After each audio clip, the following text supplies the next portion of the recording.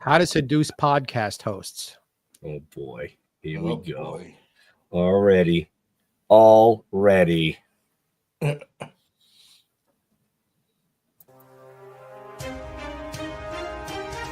Dorkening and all affiliated shows are not intended for anyone under the age of 18. The following may contain discussions or scenes that have adult situations, graphic violence, nudity, strong sexual content, and graphic language.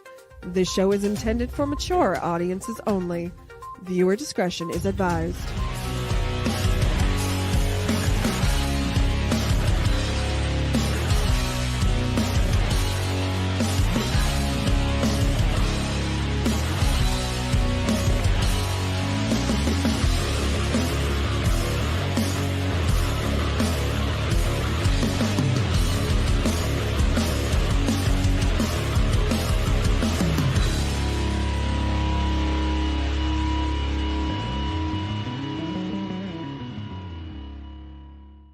Rise and shine, my sinners.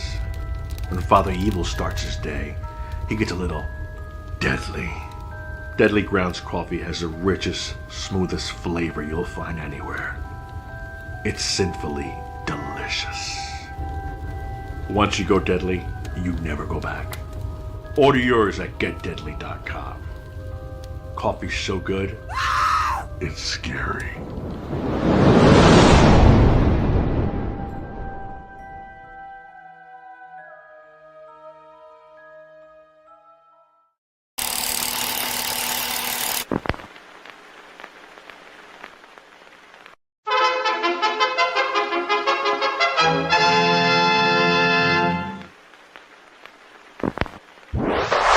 Persons under 18 will not be admitted.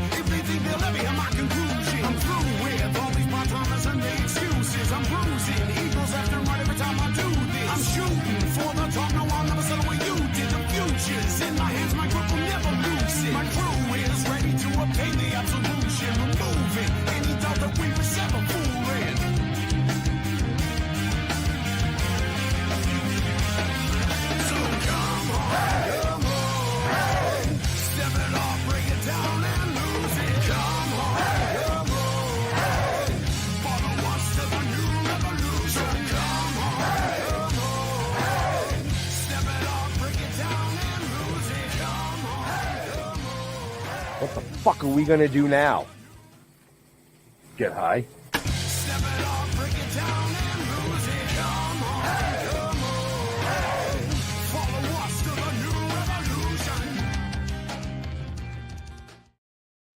Hey!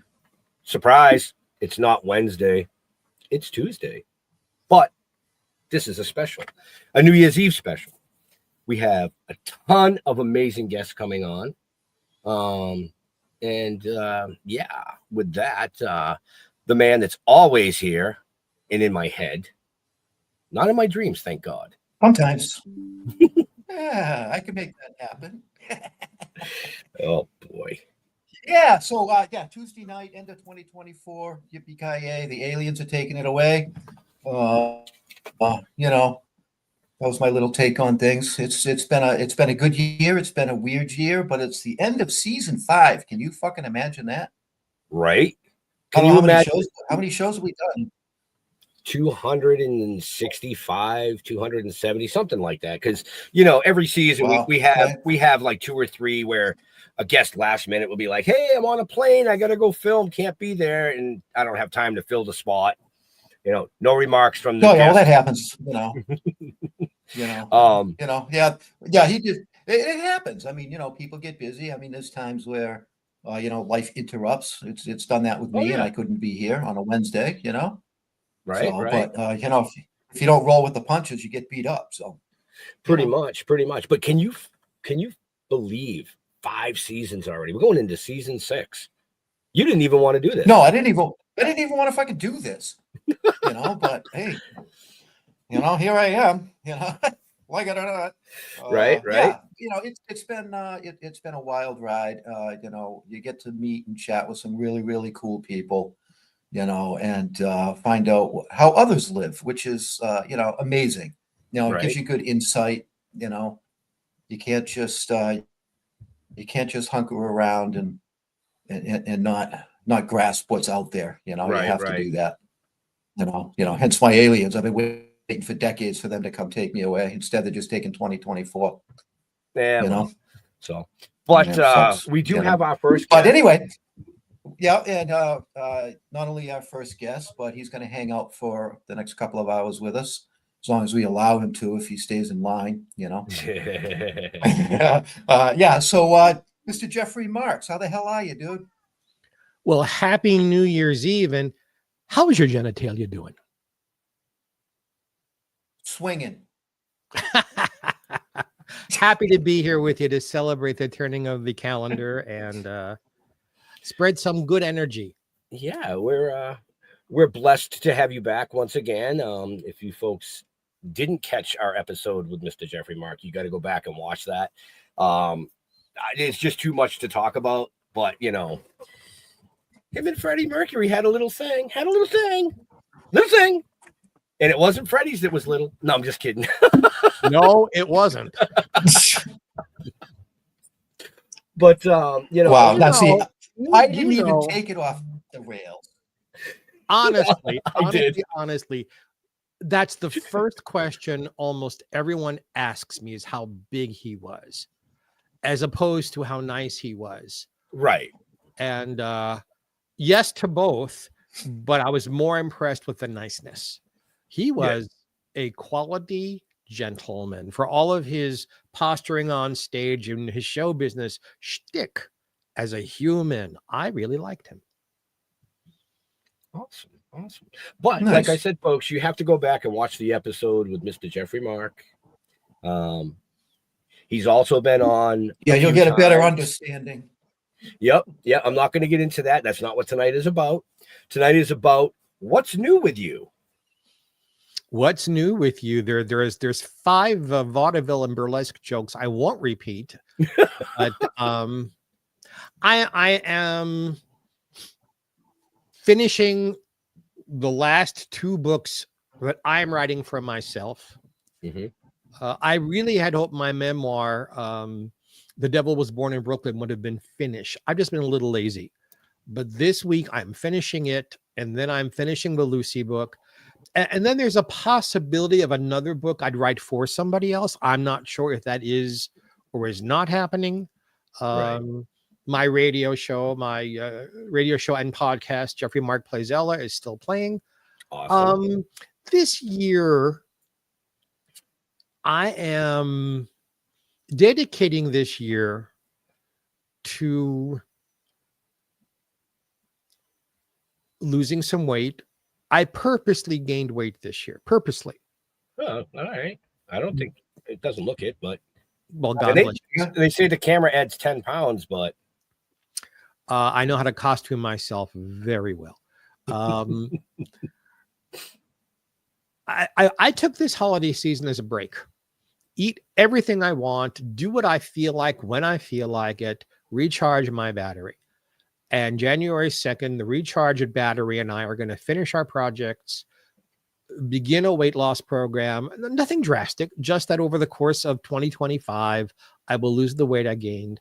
I'm downsizing. I am changing life, not to be old, but to be simpler, so that I have the energy to have a really good gay old time.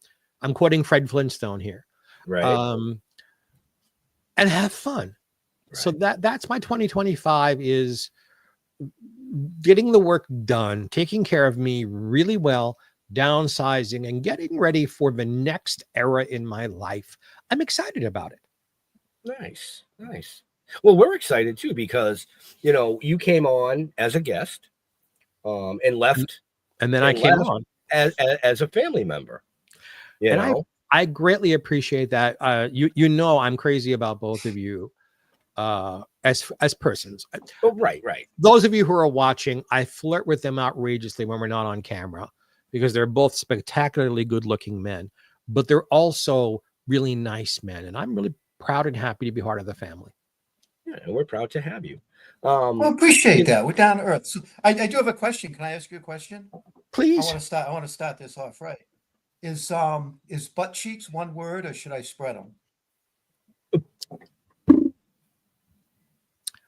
I'll pay $500 extra if you spread them.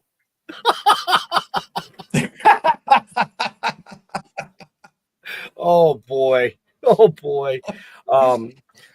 This is when you tangle with a professional comedian, this is what you get. You got to be careful. Right. Not only are you a professional comedian, but you also are a singer. I are indeed. I've been singing for my supper for 50 years now. How are the pipes feeling tonight? Oh, sweet Georgia Brownish. Sweet Georgia Brownish. So wait, before you pull up the music. So yeah, for those of you who are watching, I want to do this kind of as a tip of the hat and a thank you to a man we lost this year, to Quincy Jones. Mm-hmm. This is an arrangement he wrote that I'm proud. I've been using for quite a while now, and a brilliant man. I love singing this song, and it's a jazz take on the old standard Sweet Georgia Brown. Okay, so I'm ready whenever you are, Mr. Music. Let it happen. Oh, hey, what happened? And that's it. Go back to the beginning, so you're in the middle of the song. Yeah, I know. It won't go back. I've had dates like that. Hold on. Give me a minute, folks. I have to pull this back up. Quincy Jones. Quincy Jones started out really deep in the jazz field and wrote arrangements for people like Frank Sinatra and Count Basie and Ella Fitzgerald and others. And as he grew as an artist, he became much more attuned with pop music.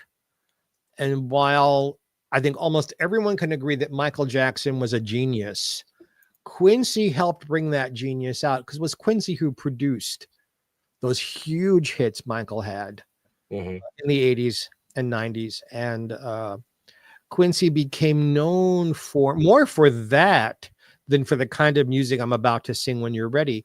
I'm ready. I got it back. I just want you all to know that Quincy Jones was a genius, and I am thrilled in any capacity to be connected with him. So we'll try Sweet Georgia Brown one more time.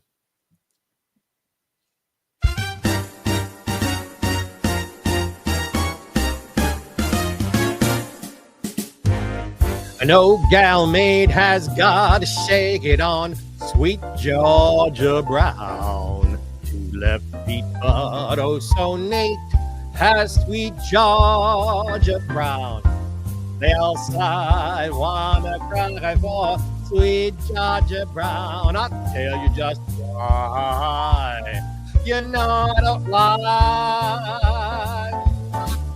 Sit instead of she knocks him dead when she lands in town. What a shame, what a shame. Now she cools them down. The fellow she can't get. The fellow she ain't met.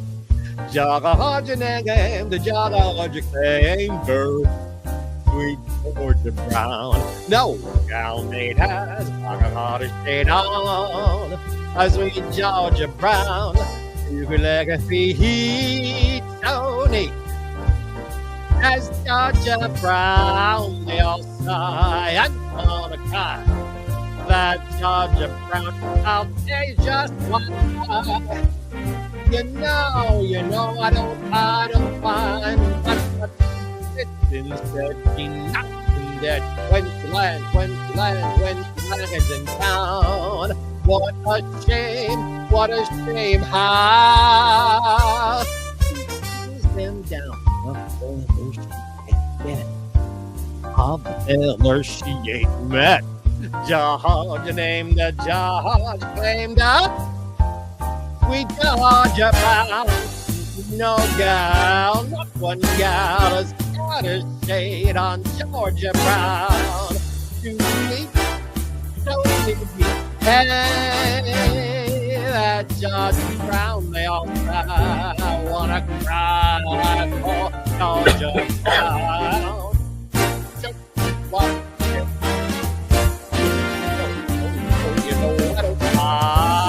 On the tip, on her clip, too sweet Georgia Brown. If I close that fashion show with $1 pound, tell her she can't get on the sellers. She ain't met well of the whole boy. If you're at for a joy, he's the cat, he's no gal. Got a shade on sweet, he's got 2-legged feet. But she got money and clothes and diamonds too. There's just nothing the gal can't do. She's got the guys all hanging around. How she really googles them down. Georgia named the Georgia named the sweet Georgia Brown. Georgia named her, Georgia claimed her. That old gal called Georgia Brown. Pow! Merci beaucoup. Thank you. Oh, hey, it wasn't supposed to sound in your head. I'll sing another song, but I'm not singing the same song twice. No, it's they changed stuff in here. So trying to find like even the slide bars, literally they changed it today. So I believe you. I'm glad I'm getting it out of the way. I'm glad I'm getting it out of the way tonight and not like season 6. Meanwhile, how wonderful was my song? Never mind your technology. It was amazing. Amazing.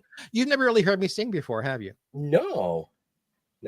So I have to say hi real quick to my granddaughter who's watching. Hi, Lala. Hi, Lala.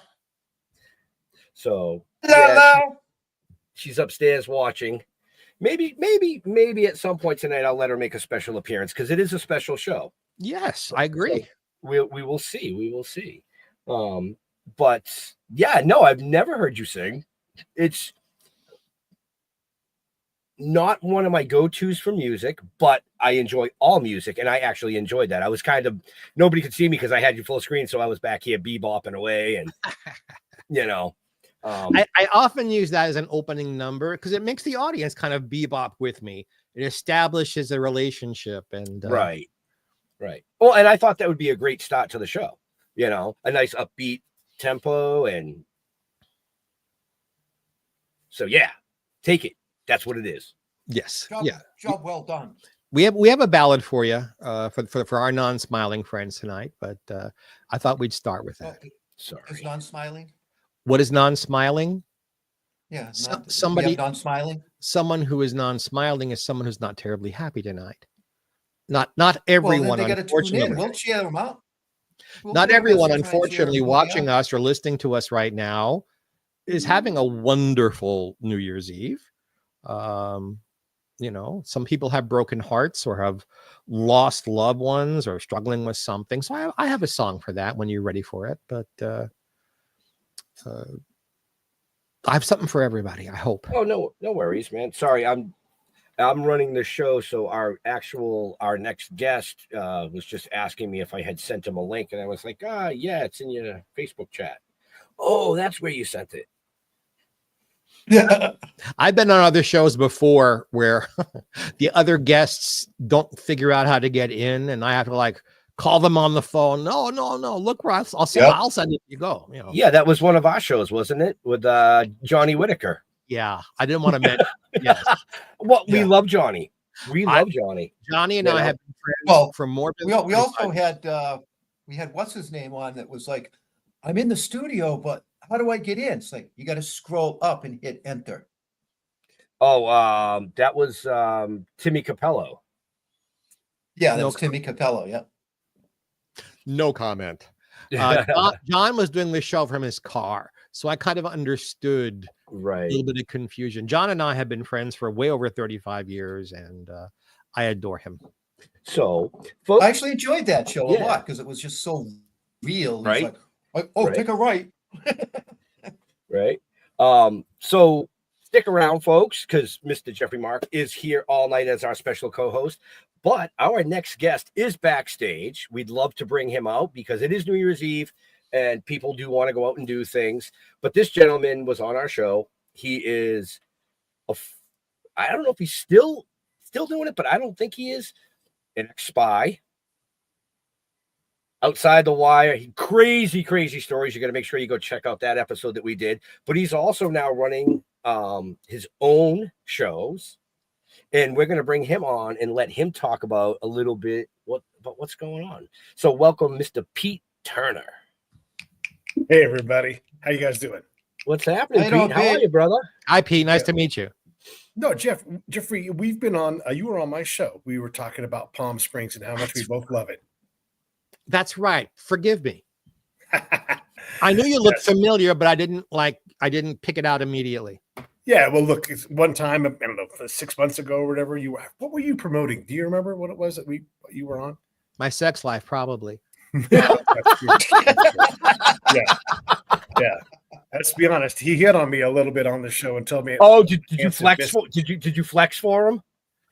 No, it's just my natural Elvis appearance. Give him a little flex, and he'll just blush and just sit there for a minute. You can't see it. It's my crab. No, look, if you lift your arms up in frame, Pete. There you go. All right. See, Happy New Year to me. Happy New Year.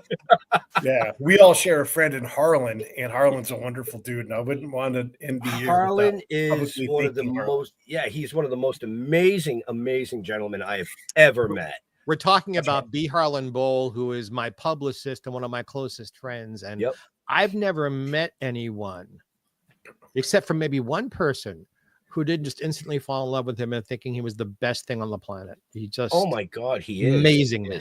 You know, and actually, I was thinking about this earlier. We've never had him on the show, and you won't. I know you won't do it. We should try to get him just to come on and promote what he does. He won't do it. Harlan has a belief, and I'm sorry, P, I'm taking up your time. Harlan has a belief that his job is to promote us, not to promote himself. He hates being interviewed. He hates being photographed. 6'4" of handsomeness, but he hates being photographed. He just doesn't want to, and the bicep flexing won't work with him. So you're just gonna have to accept it. That's right. Yeah, I did a show from his house one time, and it was. I was like, why don't we just stay and just do another hour? And he's like, oh, no. And I'm like, I'm pretty stick to it. If he's like, don't even bother. I won't ever do it. I'm not doing it. That's not what I do. And he said the same thing, that you just said. That's not how he's wired. And I accept it. That's oh no, I accept it too. But I would just love to chat with him about working with some of the people that have passed. Yeah. I mean, some of the greats. He represents a lot of amazing people. Yeah. And without him, I don't know if our show or our shows would sustain the way that they do. The man works 47 hours a day, and he is the most ethical human being I've ever met. He's also got a wonderful sense of humor, and I just trust him implicitly. Right. And he brought. Did I ever meet Harlan? Ben, did I meet Harlan? No, I've never met him.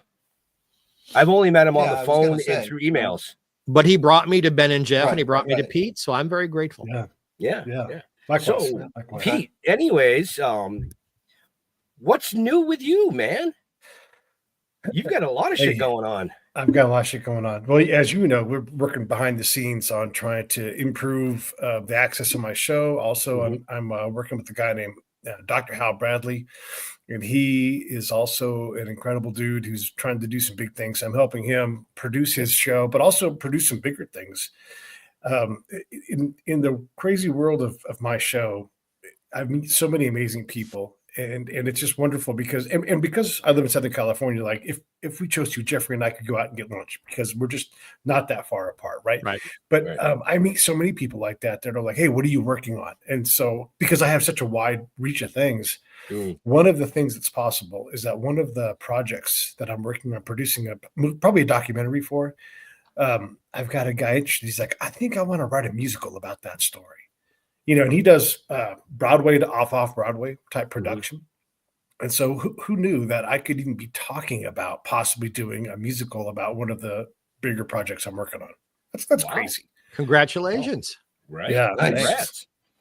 Congrats for sure. Yeah. It's shocking. It makes me giggle when first off, I love musicals. I think they're great. And to be able to maybe make, like, I've got my ideas for my own musical that I'd love to do, but I don't have the time to fully develop the chops to do it justice. Right. But they have all these other people that know how to do these things. And so I can work with them and say, this is what I'd like to create. This is what's being brought to, whatever. And putting those pieces together, that's really a lot of what my year has ended up being and hopefully what it'll be again next year. Nice. And Pete, we should have lunch. Let's do it. Yeah, let's do it. Let's play. We'll find a time. I think I've got your phone number on my phone. I'll just follow up with you later because I really would love to do that. Plus, if Geoffrey just flies me to California, I'll have lunch with you too. Just saying, just dropping that out there for you. Yeah, you got to do more than flex your biceps if I'm going to pay for a trip to New. Anyway, so real quick, Pete, just to catch up, we do have a lot of people watching, and I'm sure there'll be a lot of people that listen to this later. Just to kind of give them an update or a background on who you are, what you did, because I said, he was a spy, blah blah blah. Yeah.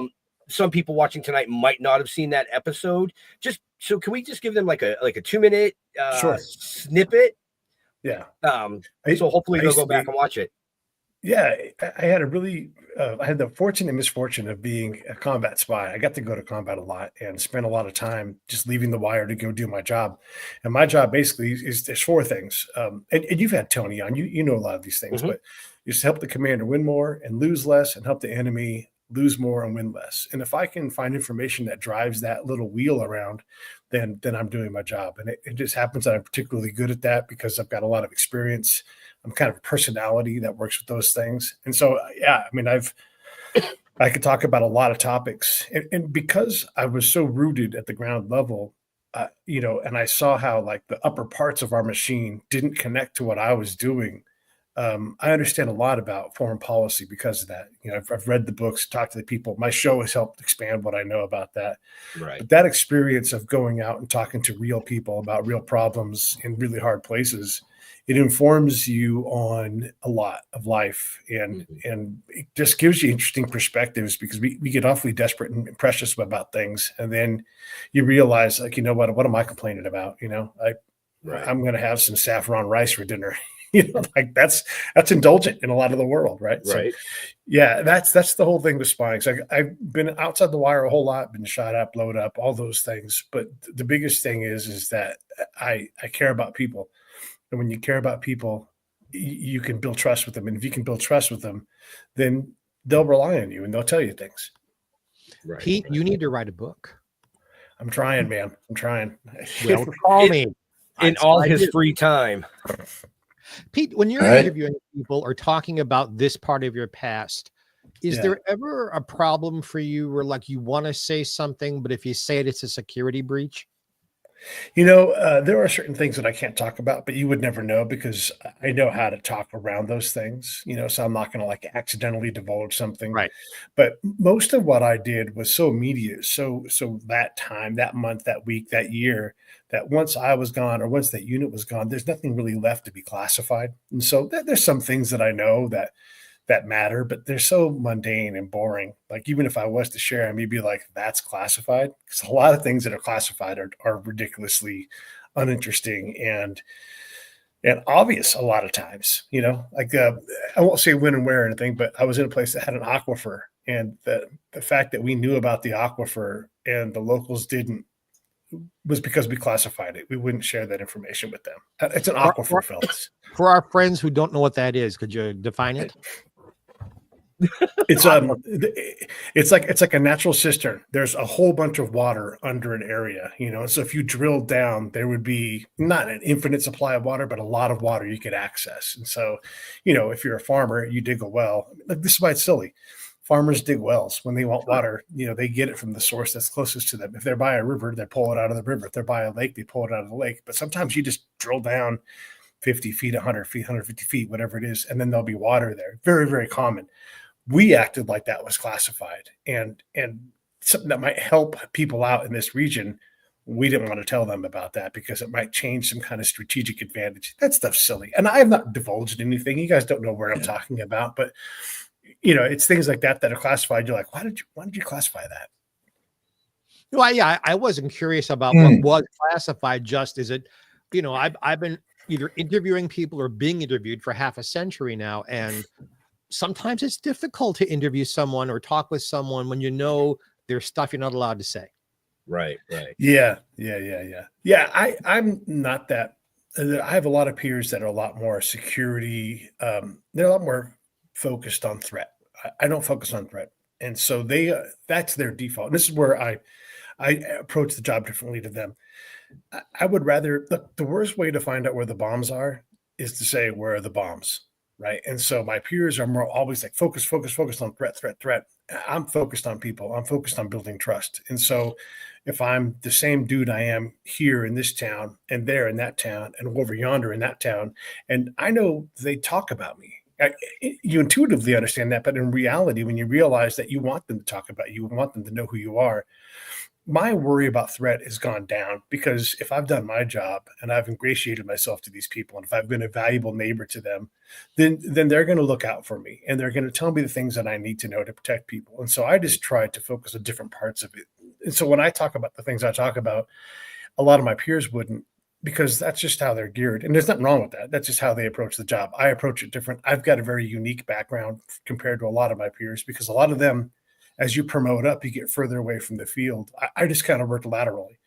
And so I got to stay with access to the ground. It's very rare that someone gets to have a career outside the wire as much as me. Usually you have to go work on staff and do decisions and planning.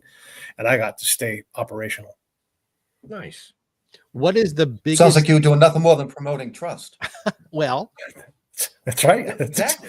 That's my goal. Yeah. I trade in trust. Yeah. Right. Pete, what is the thing you're looking forward to the most in 2025? Man, I have this project that if I can just get the subject of the project to move forward, we will make a sizzle reel.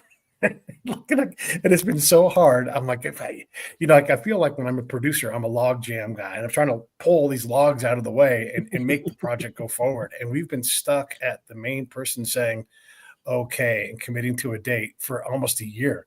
And look, these things move as fast as they move, but I've been desperate to get this thing moved, because there are so many people polling for this project, wanting to happen, that are very notable people, that they are excited about it, that I'm like, only thing that holding this up is the guy that we're trying to do this for, to benefit him. And he doesn't care about the benefit. And so that's my biggest thing right now. So if I can get that log jam unstuck, then I will be stoked.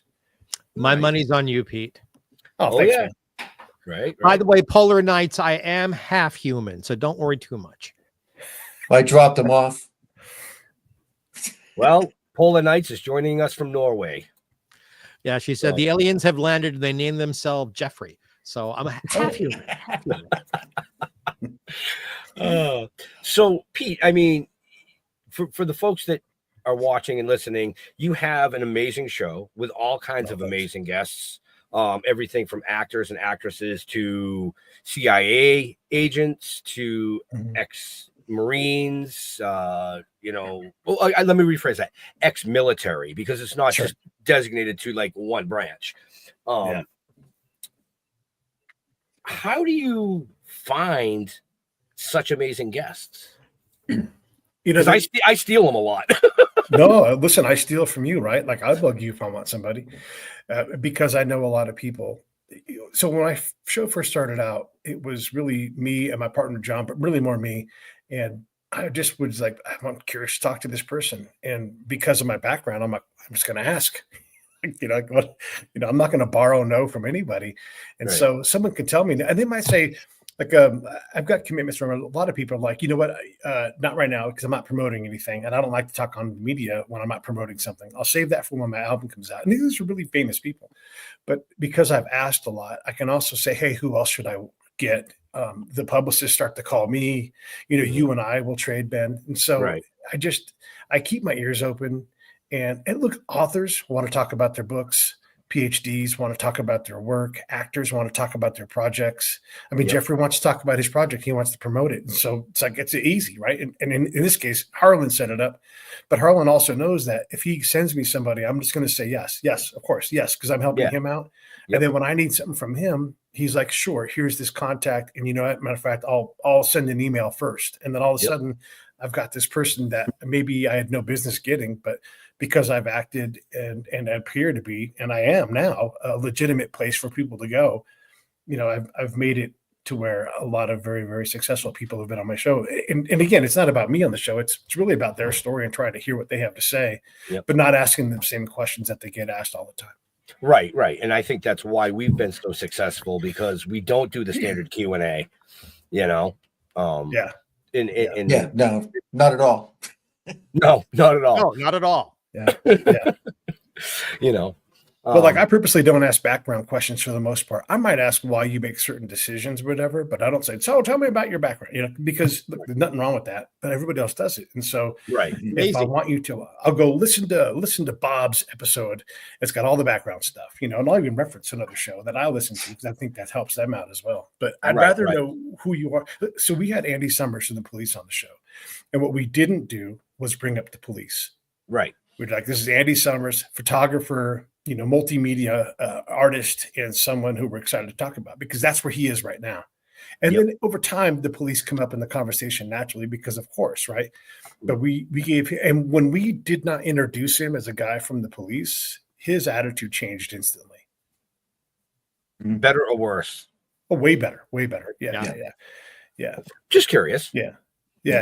And it's fine to ask him, are the Police going to work together again? That's fine. That's a fair question, but I'm not asking that question. If I'm sitting in front of Andy Summers, I'm going to ask him questions that need to be asked and aren't those things, And so our episode with him, and heck, we had Sly Stone on our show. We've had a lot of really successful people, partly because we don't ask those standard questions that they get asked a lot. Because they've been asked a million times, where are you from or whatever, Oh, yeah. I have a buddy writing a book about Doris Day who would love to talk to Sly Stone about his knowing Doris. Yeah. Dating Doris too, right? She was the person that they put socially unacceptable people from that time with her to make them a little bit more acceptable, right? And so whether it was someone who was homosexual or someone who was black or someone who was something else, she was like this element that could make people go, oh, they're all right or whatever it was. And it's just a weird thing. Yeah. And I'm being real direct about how that worked, but it helps everybody if you have this ability to create an entryway. It's almost like a bona fides. It's like, oh, Doris Day thinks Sly Stone is a cool. All right, I guess it is okay. I guess we can make albums with this guy. I guess we can buy his music. And there's a zillion examples of that in business and in life. Anyhow, I had that happen to me, with my gay background, having people like Steve Allen and Milton Berle and Lucille Ball sort of pat me on the head and say, he's okay, folks, Forget the packaging, get to know the person because he's got talent. So I appreciate, Pete, that you do that and that other people do that. Right. Yeah. Yeah, and look, we do that in life, right? Like if your friend vouches for you, with somebody else, like Ben sends me a guest. All right, Ben has opened that doorway. Doris is someone who did that for people. And gosh, I wish I would have been a little faster. I might have gotten her on the show. Right. That would have been something special. You know, there's all these, you know, I'm doing this long enough now, Ben, you know how this goes. Right. And you have people that you want to get or you're about to get, and they simply die because they're old enough that they run out of time. And I've had that happen, I don't know, over a dozen times where the guest is just either physically can no longer do it or they actually are dead. It's crazy. Right. So we are just about out of time with Pete, folks. Make sure you check out his amazing show. It's in the show notes. You'll find it. If not, Pete, where can they find you? It's simple. Just break it down show. Just type in Pete A. Turner on any social media. I'm using it on X the most, but my show's on YouTube. You can find it there. That's easy. YouTube, break it down show, Pete A. Turner. A whole bunch of them will come up. There's 2,000 of those damn things. Right. So we look forward to amazing things from you in 2025, working together again, you know, behind the scenes to promote what you do. And of course, always exchanging guests, you know. For sure. So, For sure. You should have Geoffrey Mark on the show. He's really great. I thought about having that guy, Geoffrey Mark, on the show, but, you know, Yeah. sometimes, you know. Pete, call me. I will call you. I'll follow up for sure. Have a great new year. And I'm so excited to hang out with you guys. Thank you all so very much. It's really been great. Pete, And Happy New Year to you. Happy New Year, Thank you Pete. very much. Have a safe new year. We definitely will talk again soon, I'm sure. But, you know, have fun out there. I'm gonna. Be safe. Life is too good not to. All right, brother. Take care. Ciao, everybody. Bye-bye. Bye. So, And Polar Nights, hey, give it a try. You never know. right. Yeah. Right. So we have our next guest backstage. Amazing. Jeff and I met this young lady in Virginia. We were doing a con down there, and she was with the one and only Mr. Jason Brooks. And of course, you know, Jeff gave her some shit, and she gave it right back. And instantly, I was like, she is fucking all right in my book. I think I asked her how big his shoes were. I think you did. I think you did. That's how I opened up the conversation. Yep. He's what, like 6'3", 6'4", or something like that. Right. And she stood up and she was very little. I'm like, how big are his shoes? I hope she said big enough to kick your ass. Right. I don't know. I don't remember what she said, but I got scared away and I left. But, you know, since that time, she has become a driving force in the effects world. And I do mean a driving force, helping to produce some amazing independent movies. But as of late, she has stepped out of the effects world and into the acting world. So we want to bring her on and give her a shout out. Jeff, you know who it is, right? Yeah, it's Naomi Well, Miller. yeah. Mechem Miller, yeah. There you Why go. gotta do three fucking names? People shouldn't have three fucking names. Naomi, how are you, sweetheart? I'm good. How are you? Hi, Naomi. Nice to meet you. Hi. Happy New Year. Happy New Year. Good to be back. Yeah, good to have you back. I mean, we did have Jason not too long ago as a special guest. Is that who's off screen? Is he hiding off screen? Yes. Does he want to come sit next to you? I'll let him. He can't talk though. He just has to sit there and look pretty. There he is. There you go. Hi, Jason. Happy New Year to you both. Our special guest, Choppy, here as well. Aww. Choppy. He is quite a lap dog. Nice. And I meant what I said. I mean, you have become a serious driving force in the effects world. From what I have seen, yes, her. Yeah. We already know who you are. Well, sometimes, you know, usually you have a mask on, which really helps. But That's fair. no, Geoffrey, it's not an S&M mask. Don't get excited. Hey, I didn't say anything. No, I meant the other Geoffrey.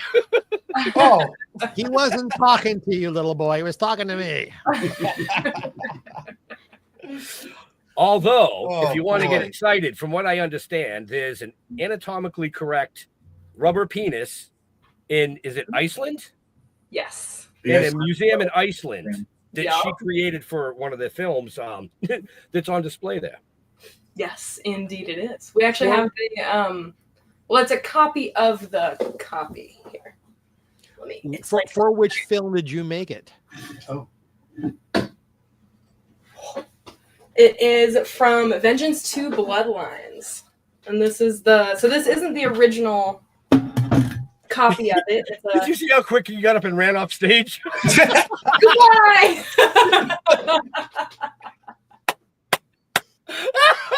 Here it is. Oh, Freddie Mercury. Okay. We have the nice little severed part in there.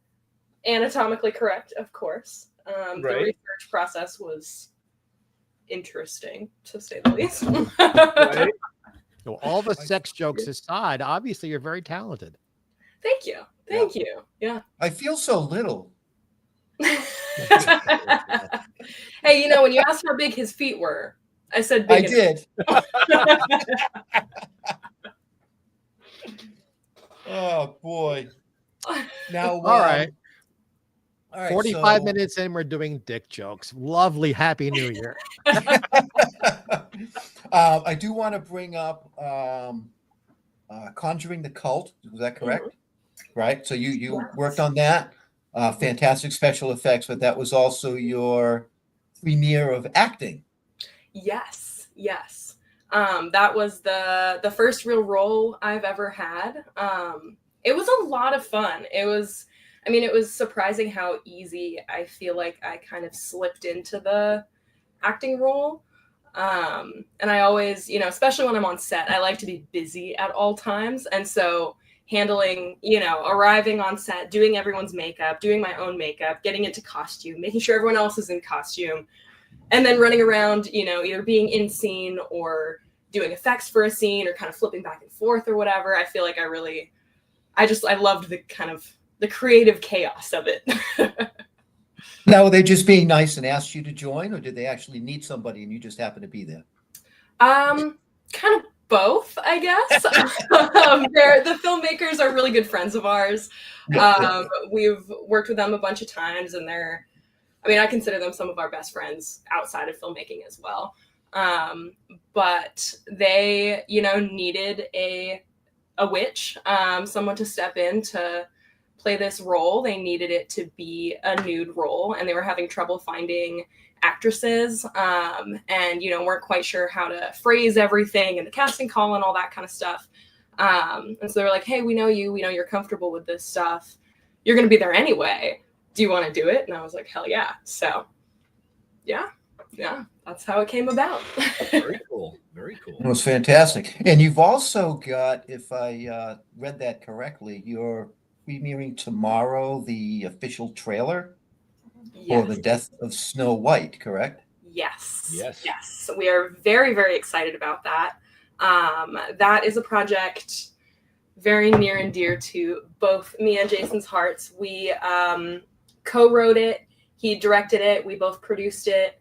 I was the head of department for makeup and effects. I had a wonderful hair stylist artist helping me out, so I didn't have to touch hair, which was wonderful. And then, let's see, we did costumes, we did locations, we did a lot of the casting, some props, pretty much any department that there was, we kind of stuck our hands in there. So this is our baby of a film. And yeah, the trailer is premiering tomorrow. We have Congratulations.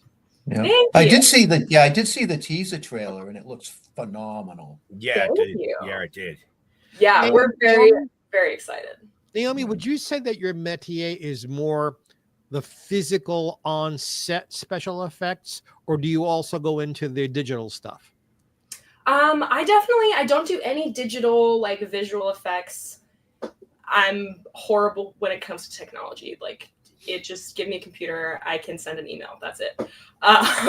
But for the practical effects, I'm there all the way through. We build a lot of stuff in our studio, which is our kitchen at the moment. So, you know, all the prep work and stuff. And then on set, I do a lot of stuff. But once we wrap filming, unless I'm like producing something, it's my job is done. I'm not getting in so much trouble here. So much more respect for people who do the physical special effects Mhm. Because being an actor and being on a set and you're working with these people and you're watching them in front of your eyes making magic, the digital people, I know they're necessary and talented, but you don't really interact with them. That's all done after the film is done. And I appreciate what you do, Naomi. And it's Thank you. not in any stretch of the imagination easy. This is Mhm. meticulous, difficult. You have to have really talented hands to do this. Yeah, it's very, very detail oriented. I definitely have to work on my posture because of all of the hours that I spend like this, kind of working on something really small. But it's worth it. It's so worth it. And even just, I mean, I feel very privileged. I feel like whenever we step on set, we're kind of the coolest kids in school, you know, just because we have the blood, we have the body parts, we have all the cool stuff, we make stuff happen. So we're always kind of superstars on set, which I love, but try not to let it go to my head. Well, I've always preferred that method. And the other thing I want to bring up, because we've got a limited time here, is Diced. Yes. Okay. Right. Because I saw Diced before it was pulled because it got picked up and it's being new scenes added to it and it's being re-released. Correct. Right. Mm-hmm. Okay. Tell us a little bit about that and what your involvement was with that, because that was a fantastic. It's not even a short. The thing was like an hour long. Yeah. So basically, it's a film we worked on, I think it was 2 years ago now, something like that. It got finished and put onto Amazon, but the kind of post-production process got a little bit rushed. They weren't able to hire, a real editor, stuff like that, just because of financial reasons. And so it went out. People liked it, but obviously could have had some improvements. It wasn't all that long. It wasn't long enough to be a feature film, stuff like that. So Epic Films, or Epic Pictures, I think it's Epic Films, bought it and took it down off of Amazon and any other streaming service. They went and did a bunch of like reshoots, pickup shots to add some more scenes, make it a little longer, connect a couple dots in the story. And they are editing it. I think it's almost done, actually, because they were just kind of dropping that added stuff into it. And it should be releasing soon. I think I heard January, but don't quote me on that. I don't know 100%. Yeah. Okay. Oh, so January is a big month for you. Yes. Very exciting. Kelly Roy, one of our fans watching, wants to know who was the model for that impressive thing you held up a moment ago. So that was Jason, my wonderful partner, who ran in and ran out real quick. It was his character, and so we just used his own stuff to make it. And we have access to him. Well, now we know why you're hunched over. Anyway, exactly, it's a problem. I'm really He's standing right off screen right now though. Oh my god. He keeps kind of coming peeking over and then going away. Right. Now Jason plays the killer in Diced, correct? Yes, Benny the Scarecrow. Benny. Okay, that's correct. I couldn't think of the name. Yeah. Benny Benjamin.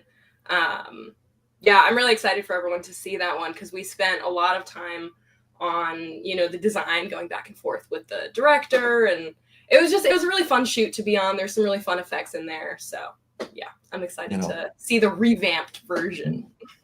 Right. Well, because it's one of those, when I first came across it, I was like, not another fucking Scarecrow movie, but it was very, very well done. Right. Thank you. And Naomi, if any of your stuff ever has a premiere on the West Coast, let me know and I'll be there. They are in Seattle, correct? Yes. So we are based in Seattle, and we work with a lot of people in both, Idaho and Oregon, and then LA as well. So The Death of Snow White, we are premiering in March. We're aiming to have, not 100% confirmed yet, but we're aiming to have our premiere at the Mann's Chinese Theater in LA. I will be happy to walk the red carpet for you in LA. Amazing. We're still locking dates down and kind of figuring all that stuff out, but Get my contact info from Ben and Jeff, and I'll be there. Perfect. Wonderful. And then I think we'll also do a premiere up in Seattle, but the LA one will be the big one. Yeah. Very cool. Oh. Yeah. So another connection made. Yes. It's what we do. I know that's Dude, like if we had 5 cents for every connection we've made, we wouldn't have to work. I'm just saying. Then you could stop making connections. Well, no, I never stop. That's what life is all about, is making connections. You know, things happen. Yeah, you network, and you make connections, because that connection leads to another connection that leads to a different connection that leads to that for everybody, which is the beautiful thing about it. We still haven't been flown to LA. We still haven't been flown to LA. Yet is the key word. Yes. That'll be a very happy day for me. Yes. I give you a straight line and you laugh at it. All right, here we are. Yeah. Well, you know, I love horror movies, so just keep that in the back of your mind. Right. Listen, I've been trying to get Jason to put me in one of the movies and just kill me for like 2 years now. I'm like, I don't even want to speak in line, dude. Just grab me and throw me through a wall. Everyone always said, they're like, dude, don't even, just kill me. Just throw me in there. Just kill me. It'll be fine. Like, not even a big part. I don't even have to speak. Yeah. Everyone wants. That's the part that people fight over. Right. Well, you could have used Ben in Snow White, because you wouldn't need special effects. He's already a dwarf. There you go. Naomi, you may not be old enough to get this reference, but I think you should get Lassie and put Lassie down the well and have Timmy go and say, there's a dog down the well. And no one is even smiling at me, because it's a joke that Lassie was constantly pulling Timmy out of wells on the Lassie series. Right. I could even get you John Provost, who played him. Oh. I'm more interested in the dog. I'm more interested I want the original Lassie dog. Boy. But she doesn't die this time. He's a he, by the way. They were all males. And he's still handsome and incredibly inbred, but still smart and handsome. Wow. I know Lassie. Of course you do. You know everybody. You just keep name dropping, and I'm writing the names down on the list. Like, okay, Geoffrey Marks can get us this guest. Geoffrey Marks can get us this guest. This guest and this guest. Okay. There you go. That's how it works. How can people see this premiere tomorrow? Where's it going to be? Was it going to be showing the trailer? It will be dropping on YouTube, I believe. If you're following me or Jason on any of the social media, we'll be posting links. You can follow the Death of Snow White's social media. It should be either the Death of Snow White or Death of Snow White movie on Instagram, Twitter, Facebook, TikTok, whatever other platforms there are now. I don't know. Okay. And it'll be dropping on the Real Fiction Studios YouTube channel tomorrow. Okay. Very cool. Yeah. So you heard it here. Well, you heard it here, maybe first or second, but you heard it here. You heard it. You heard it here. Yeah. Deal with it. Yes, I envision 2025 is going to be an amazing year for Naomi. Thank you. I hope so. And we're really trying to, with Snow White, we're really trying to make it big. We're going up against Disney. They're releasing a new Snow White film in March as well. So we're kind of trying to show what indie film can do, what horror film can do, what indie horror film can do. Just like with Terrifier, just like Winnie the Pooh, Smile, any of these other independent films that have made it big and kind of shown Hollywood that this is what people want, Put money towards the smaller, creators coming up with original stories and not giant beating a dead horse remakes, so. Although what you can do with the Seven Dwarfs that Disney won't, that alone would make an interesting film. Oh yeah, that's a huge thing. Disney did not hire any little people actors. They're all CGI, weird like caricature type things. And we have all real people, human actors, little people, actors with dwarfism. Yeah. So that's one huge thing that we're fighting them. And with that, this. To me, that's important. Keep it real. This, Mhm. this all this fake CGI is bullshit to me. I see right I through agree. it, and it doesn't do anything for me. Exactly. Exactly. And especially in stories where it's built into it like this, why not hire diverse actors with, real people who have these real experiences, who can, make these characters come alive in a way that computer images just can't do. Right. So, yeah, awesome. Very good. Looking Awesome. forward to it. Yeah. Yes. So we are just about on Naomi's time. Oh, So any last, our next guest hasn't arrived yet, which is fine, but any last remarks or questions from the peanut gallery? Yeah, actually. Mhm. All right, so you've been working really hard with the Snow White. What else? What do you got next? What's down the line? Can you tell us what's after that? Yes. So next, Revenge of the Boogeyman is going to be coming out soon. That's another 7th Street Productions movie. I'm in that. I am one of the first kills. I don't think that's a spoiler. That'll be coming out soon. I'm not sure exactly when. Then in February, we're going to go film another movie with the 7th Street crew, the Lizzie Borden Game, which is kind of a fictionalized, based on the true crime of Lizzie Borden. That'll be really fun. I have like a little cameo in it, but Jason has a lead role in there, so that'll be really fun. And then I don't know. We have I'm sure there's other stuff. There have been talks about a Diced 2. So I don't know when that's happening, but sometime. Nice. Naomi, I have lots of contacts at the Hollywood Museum.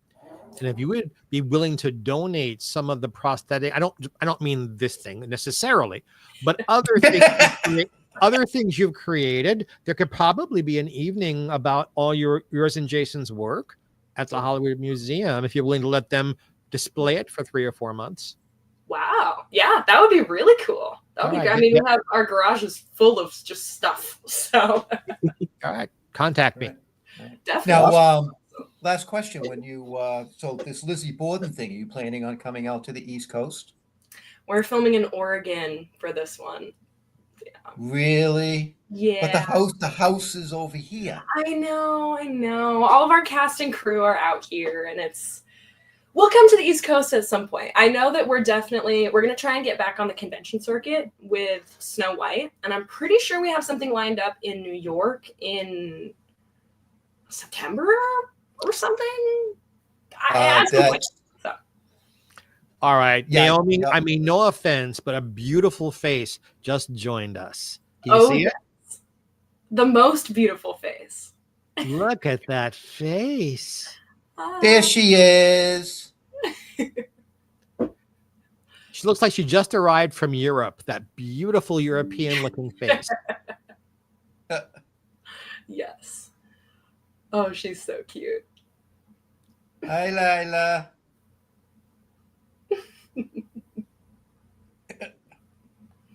She's like, what is going on here? Not that you aren't beautiful, Naomi. You are. Oh, thank you. But nothing could compare to this adorable little smushy face.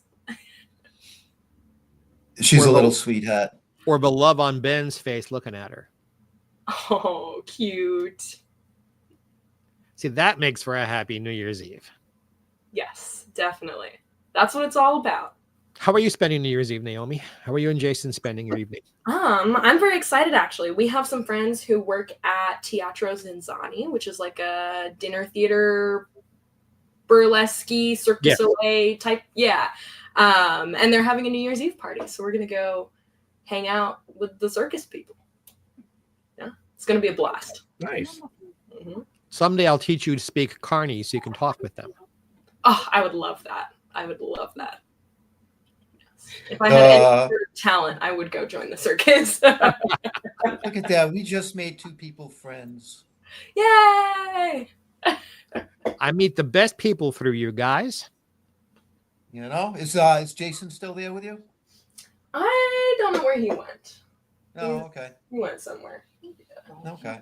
Well, you Excellent. wish him a very, very happy new year. I want you to have a very happy new year. And I follow you daily. I want to see what you got going on because, like Ben said, you're crushing it.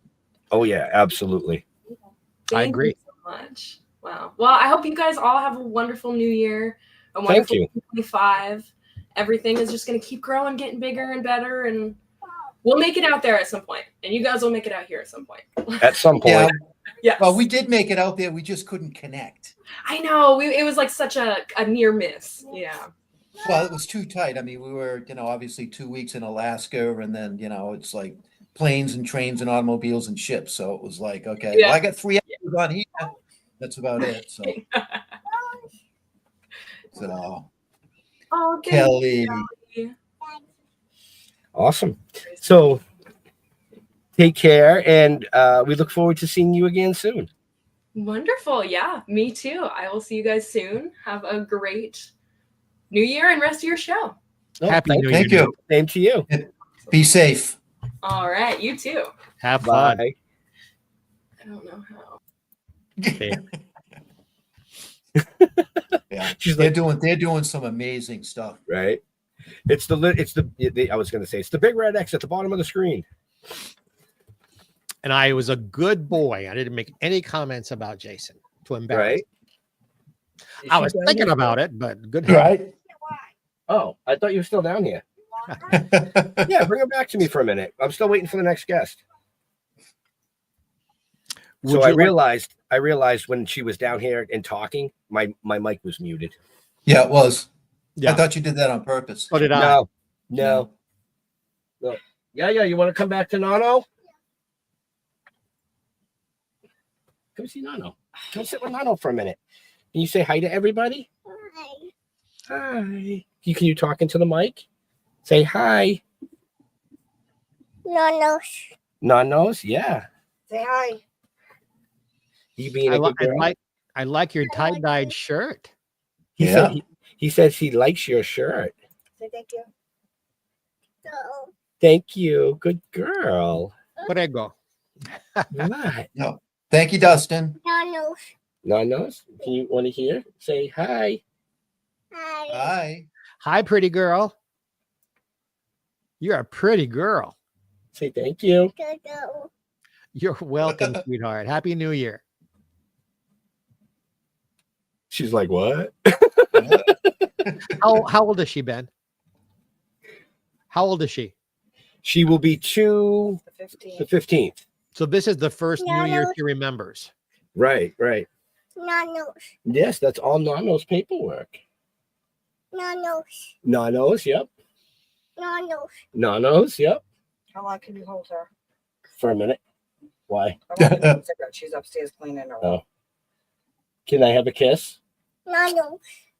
Can we do that in Spanish? Dame un beso. Thank you, baby. Meme. Go ahead. I love you. I'll be up soon. Yeah. you Yeah, give so her a- You're Jeff, teaching her the, Italian, Ben? No, we're teaching her Spanish Okay. right now. You know, Probably more useful. well, her dad is Guatemalan. So the Spanish side of things is what she needs to learn. She's also starting to learn sign language.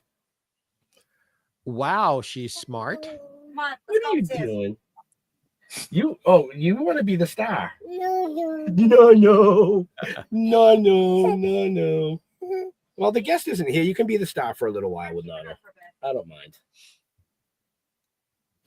So She's. I'm going to step out for a minute. I will be I figured. back. Yep. I'm Then not going it- to leave the studio. I'm just going to shut the cam down. yeah, that's fine. What, Ben, yeah, do you yeah. want me to sing a song while we're waiting for the next guest? He should be here momentarily, but if you'd like to, sure. Hold on, Lila. Nano's gonna do something, baby.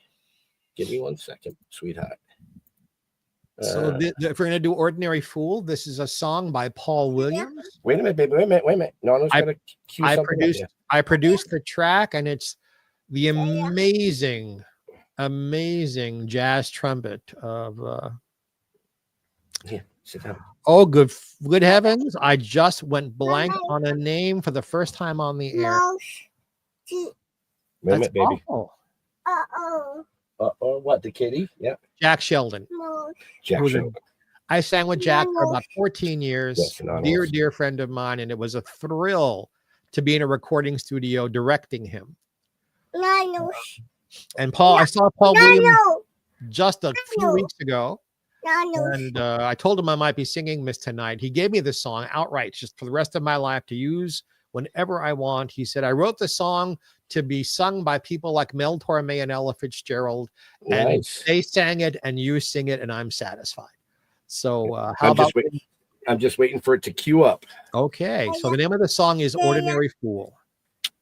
Yeah. Yeah. And in fact, I'm even going to hold the mic to sing it. So, all right. I got it queued up. So if you're ready. I'm ready. All right.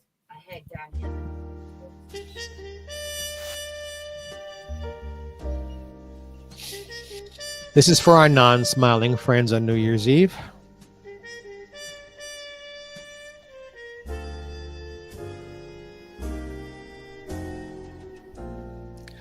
Only a fool like fools before me. I always think with my heart. Only a fool, the same old story.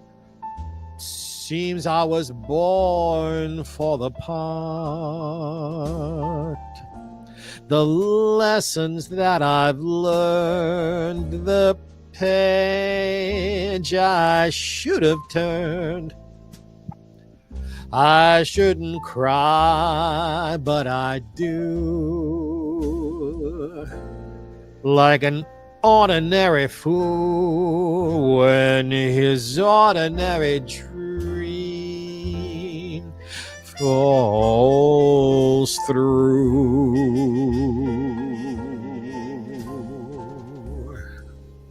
How many times have I mistaken good looks and laughs for bad news? How many times have I mistaken love songs and laughs for the blues? When the road I walked before ends alone at my front door, I shouldn't cry, but I do. Like an ordinary fool when his ordinary dream falls through. Tell him how I'm feeling, Jack. Yeah.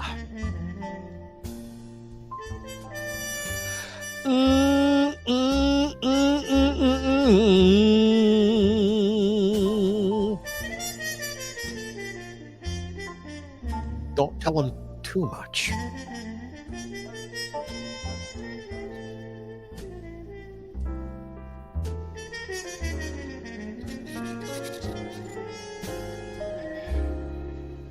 How many times have I mistaken good looks and laughs for bad news? How many times have I mistaken love songs and laughs for the blues? When the road I've walked before ends alone at my front door, I shouldn't cry, but I do. Like an ordinary fool when his ordinary dream falls through. I said like an ordinary fool, when his ordinary dream falls through. Ordinary dream falls through. Ordinary dream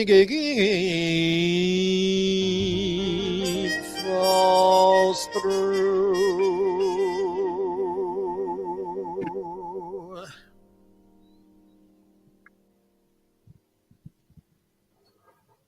Nicely done. Thank you, sir. And mic yourself, Ben. There Hell you go. yeah, I said. Hell yeah. Isn't that a wonderful song? It is. It is. You know, Paul Williams has written so many hits, and this one didn't become one, but I keep trying. Nice, nice. Our next guest has arrived. So this guest really needs no introduction, but we're going to introduce him. This gentleman jumped out when Jeff and I hit the scene. It was the very first cat to grab our comic books and bring them out to KC, putting them in his tattoo shop and comic book store. And since then, this gentleman has gone on to do such amazing, amazing things in the indie world. You know, he produced Texas Death Trip and Extended Cut and so many other amazing things. I don't want to take all his Thunder. away, his swag away. He worked with the great Mark Dodson, as well as many, many other people. So we're going to bring him in. Give a huge round of applause to our man, Robbie Lopez. I didn't do it. Robbie, How we doing, guys? What's How you happening, doing, buddy? brother? Oh, there you are. How's everyone doing? Happy New Year. This is going to be great, huh? Yeah, man. Yeah. We're going to thrive in 2025, Right. I'll vote for that. right? At least try. Right. Nice. Now, is there a special meaning behind the Robzilla, or you just like Zilla? Well, they say he's Robzilla, the hardcore killer. He tastes like chocolate but looks like vanilla, and he's cool, like the other side of your pillow. You know, that type of thing. All right, he was prepared for that question. Well, you knew he was gonna be. Yeah. Off the top of the dome, brother. I'm inspired by Geoffrey's beautiful singing there before I came on. Thank you. See, I appreciate got that. the juices flowing. You got the juices flowing. Wasn't even knowing. I'm a rapper. Right. I didn't even know I was a rapper now. Maybe I should pursue this shit. Why not? I got my news GoFundMe or my news Indiegogo. got so much swagger. I bet Hip-hop album. you're a hit with anything you try to do. I'll bet. Make it just really corny 80s style, you know, like when Rodney Dangerfield put out the rap album. That I have that vinyl record. He has a boombox and like he's all. And it's like, Rodney oh, was Rodney amazing. raps. Rodney raps. So cool. I don't know any comedian who didn't admire him.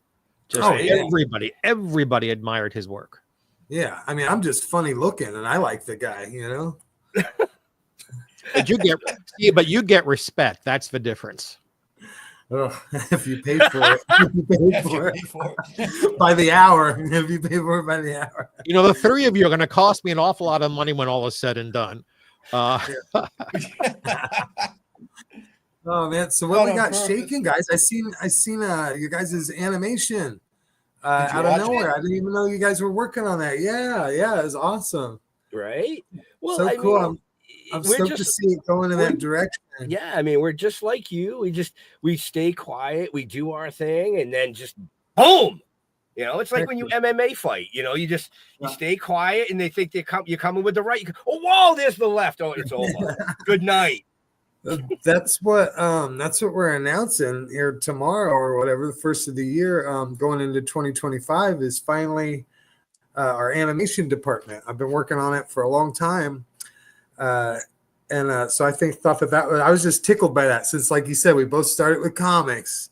You know, what I mean, we branched out into film, and you guys branched out into your show and stuff. And we both worked with Mark and all this stuff. And we did a film with Eddie as well. I seen you guys interviewed Eddie Deason. Yeah, so it's cool. And Richie Ramone.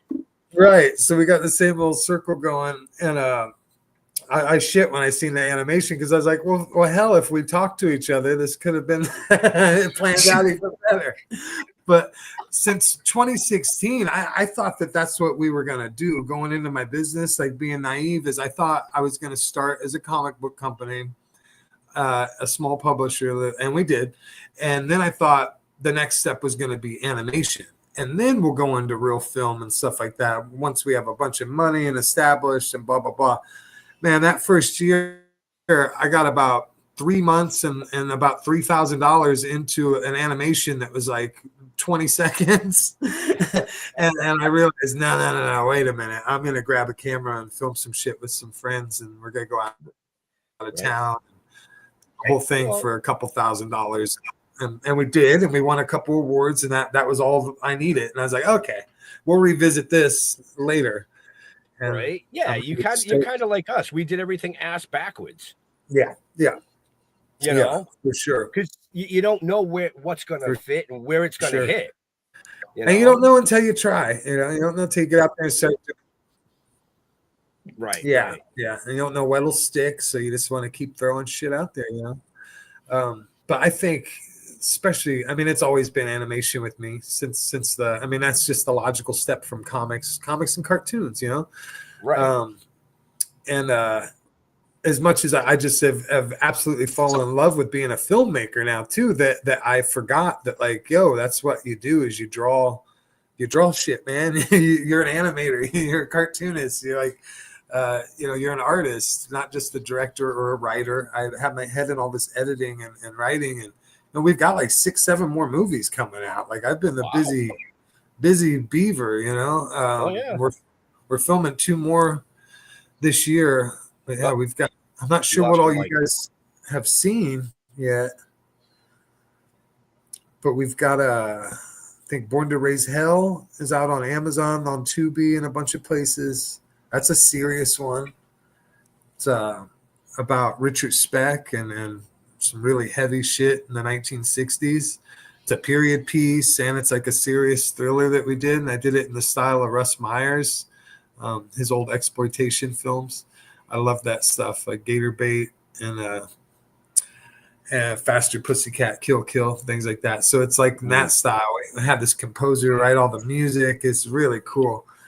So that's out. We just had Cult of Blood come out, and that's still popping up in places on platforms. But I signed this big distribution deal with it, so it should be commercially available like everywhere within the next couple months. I know it's on a couple channels already now, and a couple, of course, boutique platforms. Then we got the Crude Crips, Volume 1, 2, and 3 out. They're doing pretty respectable in the streaming world. Protege Moi with their friend Richie Ramone, Head Cheese with Richie Ramone and Mark Dodson. Both the Texas Death Tripping movies with you guys in them.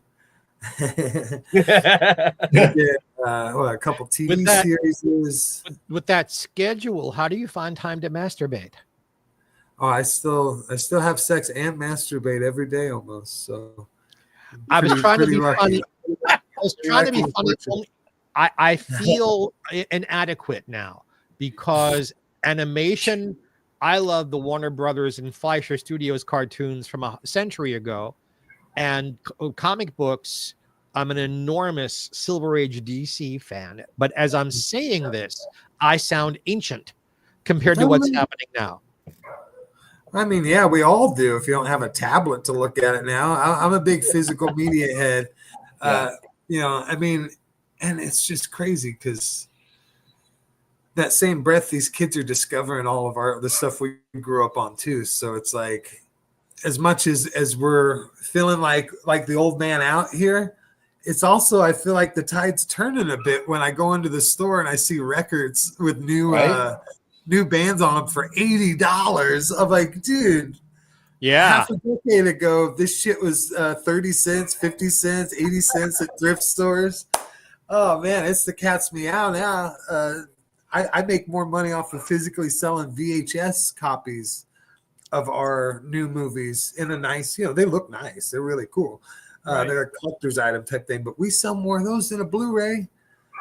For more than a Blu-ray, I think $5 more than a Blu-ray. A damn VHS tape.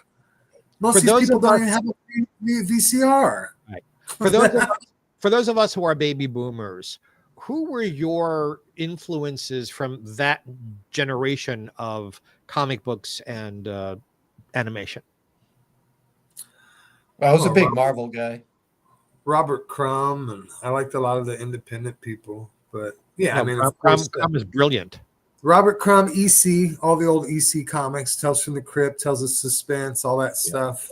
Jack Davis was my favorite illustrator from then. He had the real heavy blacks. Yes, really he did. Cool way to do the ghouls, and I really liked his ink work and stuff. So he was my absolute favorite, and probably still is to this day, honestly. I'm a creature of consistency with stuff like that. I still like the same comics and collect the same shit. Right. All the other stuff I just can't say no to because I know other people like it. So like I have all the Marvel and DC and all the hits, but I go for the weird stuff. I've always been into the more when my older cousin, God rest his soul, he would. When we were growing up, he would try to give me nightmares and fuck with me, right? So he showed me all the bad stuff. He showed me graphic novels with like cartoons doing drugs and raping and killing, and like I had never seen nothing that wasn't superhero at the time. And he showed me, like Cannibal Corpse when they came out and all this shit. He had super hardcore religious parents, by the way, too. So he couldn't wait to sneak and show me this shit. We would crank call people when the Jerky Boys came out. We had the fucking cassette tapes. Like he was my bad influence. And instead of scaring me or giving me nightmares, all this shit gave me a fascination. So I always really liked the comics that didn't have comic book shit in them, that were like rated R movies. It was like, ooh, this is like better than a porno magazine, because you get in that kind of trouble if you're caught with it, Like, they're like, what the fuck are you reading this for? It was almost worse than if it was a titty magazine, because you got where else can you see these like the Crow graphic novel by James O'Barr? You got these like cartoon characters fucking whores and like shooting up dope and like killing people's girlfriends and shit, and just that was so heavy for like 13-year-old me in like 1992 or some shit, with a perm and a mullet or whatever. It's like, whoa, like crazy. So that kind of stuff started this fascination with like everything that was a bit more, spectacular or darker than the mass-produced stuff. And that's the comics I go for still now too. Nice. On a side note, I want to ask, how's the family doing? Pretty good, man. Pretty good. Yeah. We're doing the thing. We're growing even bigger, and Valkyrie's fighting leukemia and stuff, and she's kicking its ass. So we're doing the thing, and just brought us all together, tighter. And they're enjoying that. I did my very first family film that's coming out here in a couple months with Joe Dante from Gremlins. Oh, nice. Oh, nice. Yes. So me and Joe Dante did a film called The Wish Fish, and it's a magical talking fish that this kid wins at a carnival, and it grants wishes and stuff, and they come out a little fishy. So it's a type of movie that anyone can watch. It's awesome. It's funny. It's great. There's nothing, violent in it. There's no bad language in it. There's nothing at all sexual in it.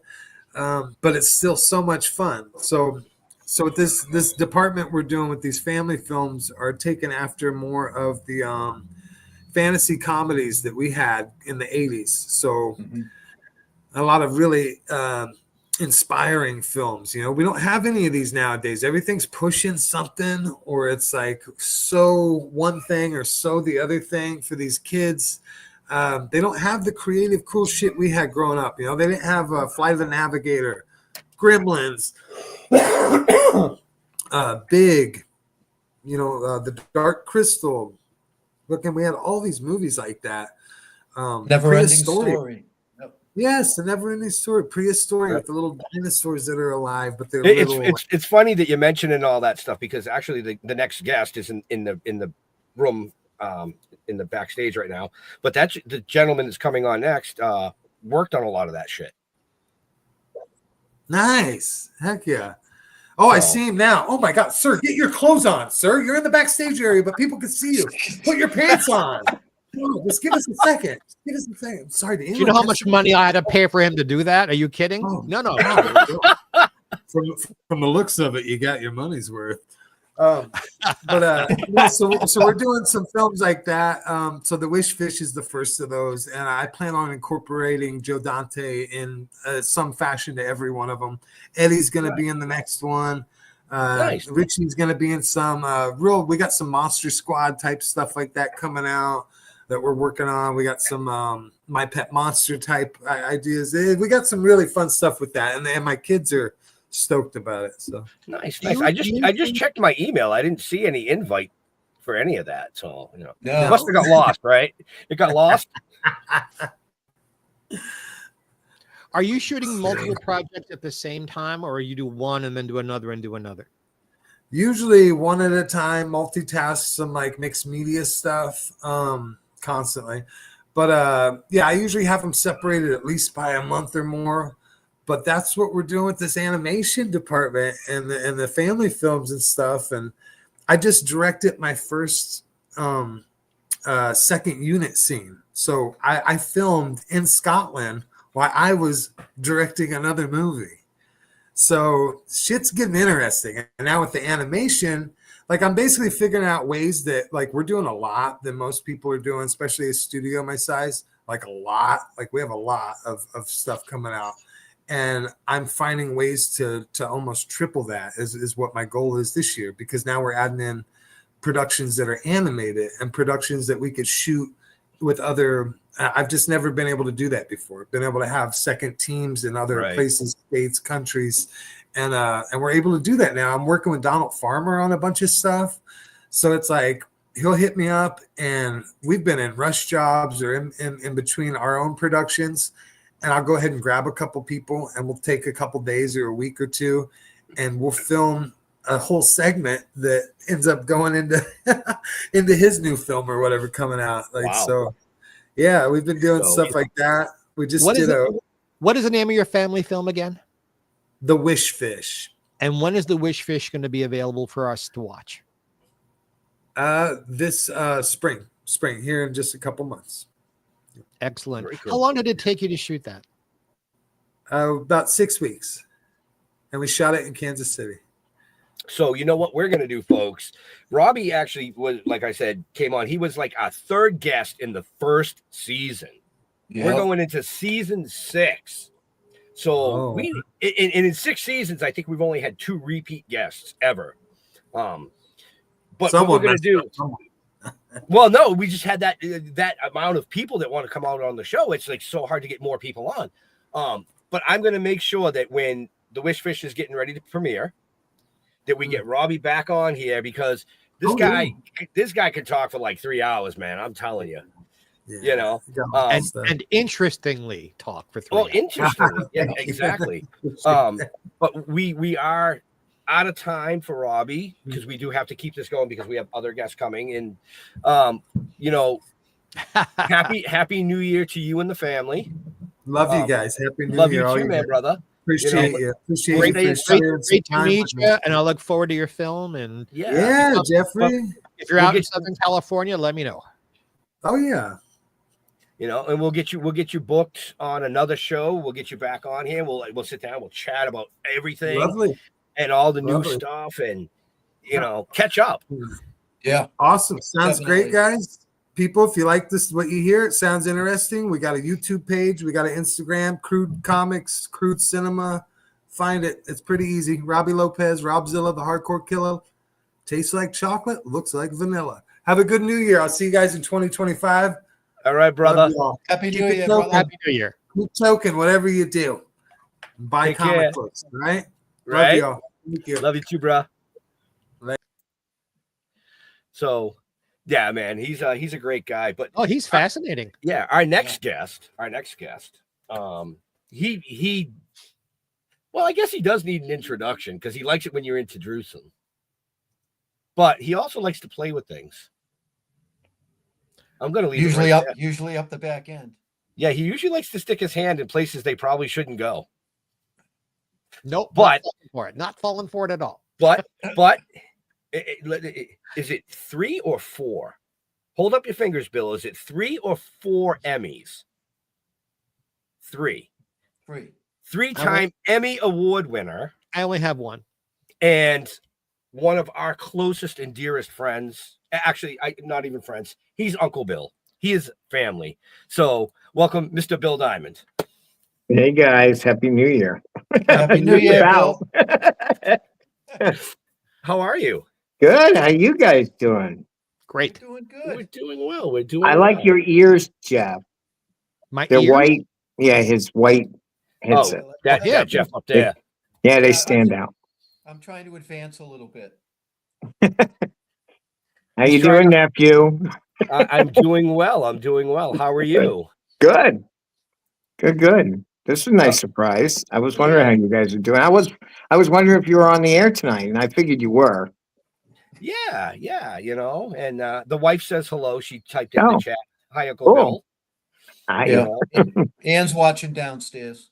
Oh, there you go. Very cool. You guys having a good time? Yes. It's a pleasure to meet you, Bill. Oh, nice to meet you. How's everything going in California? You're in California, you said? Let's put it this way. It's New Year's Eve, and I have the air conditioning on. Okay. And he's sitting with us. There you Right? Yeah. So that tells you something. go. There you go. You always sit with the cool kids. Come on. Yeah. I could put the heat in the office here is like really cranking. I need to open up the doors. It's nicer outside. Right. Where in the country are you, Bill? Hudson Valley, New York, but I would say it's about 50 out right now. Hudson Valley is gorgeous. Right by West Point. Yeah. We're right on the river here. Yeah. If you look out the back of Bill's studio, you can see Bannerman's Castle. Well, yeah, right? Bannerman's? Or the trains, unless they're going by. Well, yeah, the trains. The trains go by for 40 minutes at a fucking whack. Right. Try filming there. Yeah, when the tide goes out, you might be able to see a head here or there. Yeah, pretty much. Yeah. And they jump off one of the bridges, still floating this way.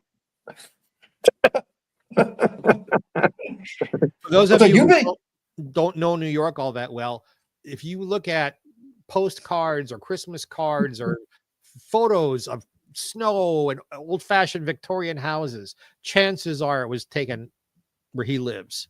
That's how. Yeah, I mean, we're right by West Point, so it's a lot of mountains. It's very pretty up here. Very pretty. Yeah, the Hudson Valley is, the home of Headless Horseman and Rip Van Winkle. So there you go. Yep. I remember getting our tour of Sleepy Hollow. Sleepy Hollow. Yep. Oh, I'd love to see that. Yeah, it is fun. Yeah, it's very, very Charles Dickens. Very, very much of the old 1700s, 1800s. Very nice. Well, that's how we realized. Go ahead. No, go ahead. I was going to say that's how we realized that this was Uncle Bill. He took us for a tour of Sleepy Hollow, the cemetery, which I believe your wife's family is a majority of. The Beekmans, yes. The Beekmans, and so we're walking through, and we get back, and she has books of family history and stuff, and Bill says, yeah, everybody in there, we're related to. So I'm flipping through, and sure as shit, there's 2 headstones with my last name. And I said, Uncle Bill. Come to find out, I was probably just a servant and one of the poor people that got shipped up north. Yeah, pretty much, yeah. Yeah, not far from here is the Vanderbilts. I don't know if you worked there. Or the Rockefellers. They're on the other side. Keep it up. Right. Keep it up. You're welcome. So what are you guys up to otherwise? This going in from 24 to 25? Well, the show's still cranking. We're booking guests for season 6. As you know, because I'm sure Jeff already reached out, the 6th comic is getting into production as we speak. That's cool. You know, we just released the animation. Yeah, that's doing well. Yeah, we're just kind of, cruising right along, making new friends and new family members, such as Mr. Geoffrey Mark over here, and just, doing our thing. Yeah. Geoffrey, so it's quite an interesting ride with these two, isn't it? It is. Well, they're both funny. They're both interesting. They're both really intelligent. I don't know how educated they are, but they're very intelligent. and I think they're hotter than fire, but that's just me. Well, look at that. There you go. Hey. You guys are on fire today. Right. And Bill, I'll put you in the same category. Oh, there you go. That's cool. Yeah, just So, don't. yeah, don't we're gearing up for fast forward. everything next year. Right. So, yeah, you just finished helping out with Terrifier 3. Yeah, actually, we were taking it out of the studio today. Wow. And we're So, tearing it down and clearing the studio for a few other things. right. So what do you have anything coming down the line that you can talk about? Like what's on the burner for Bill Diamond? Well, one of the things we're doing is I didn't even tell you guys yet. We're right now working on 38 episodes of a show that I'm calling pretty much it's a doc series, and it's about the Basil Gogos, his art, and how he influenced this new generation of people. So basically, originally years ago, we were talking about doing a documentary about him. And I had felt that maybe from scoring and talking to a lot of people over the years that putting him back out there, we all grew up with Famous Monsters. We all grew up with his art, but there's a new generation out there. So the documentary, I think, wouldn't be seen as much as a series on it. So basically, we're looking at a half hour, maybe an hour series, 8 episodes to eventually go on Red Coral, but also on Prime. Yep. And we have different hosts for that series. And some of the people like Daniel Roebuck, Rob Zombie, Butch Patrick. Yeah. And a few others, and a lot of other guests. A lot of people he influenced, Rick Baker. It just goes on and on of different artists that he influenced. So basically, we're creating his studio, which was in Manhattan. I have a lot of photos of it. So we're rebuilding a set and putting a lot of his original artwork on there, and each one's a category. So if it's his monster art, it'll be the way the room will look like the way he painted, and how he drew and how that influenced Famous Monsters. We have Jim Warren, who's on it, and Jim Warren was the publisher of Famous Monster magazine. He's 93. Wow. And he's been doing a lot of stuff with me, and he's told us how he hired Basil back then, and the different people he influenced, Nick Cage, like I said, Tim Burton. And so it's got a lot of those people, Greg Nicotero in it.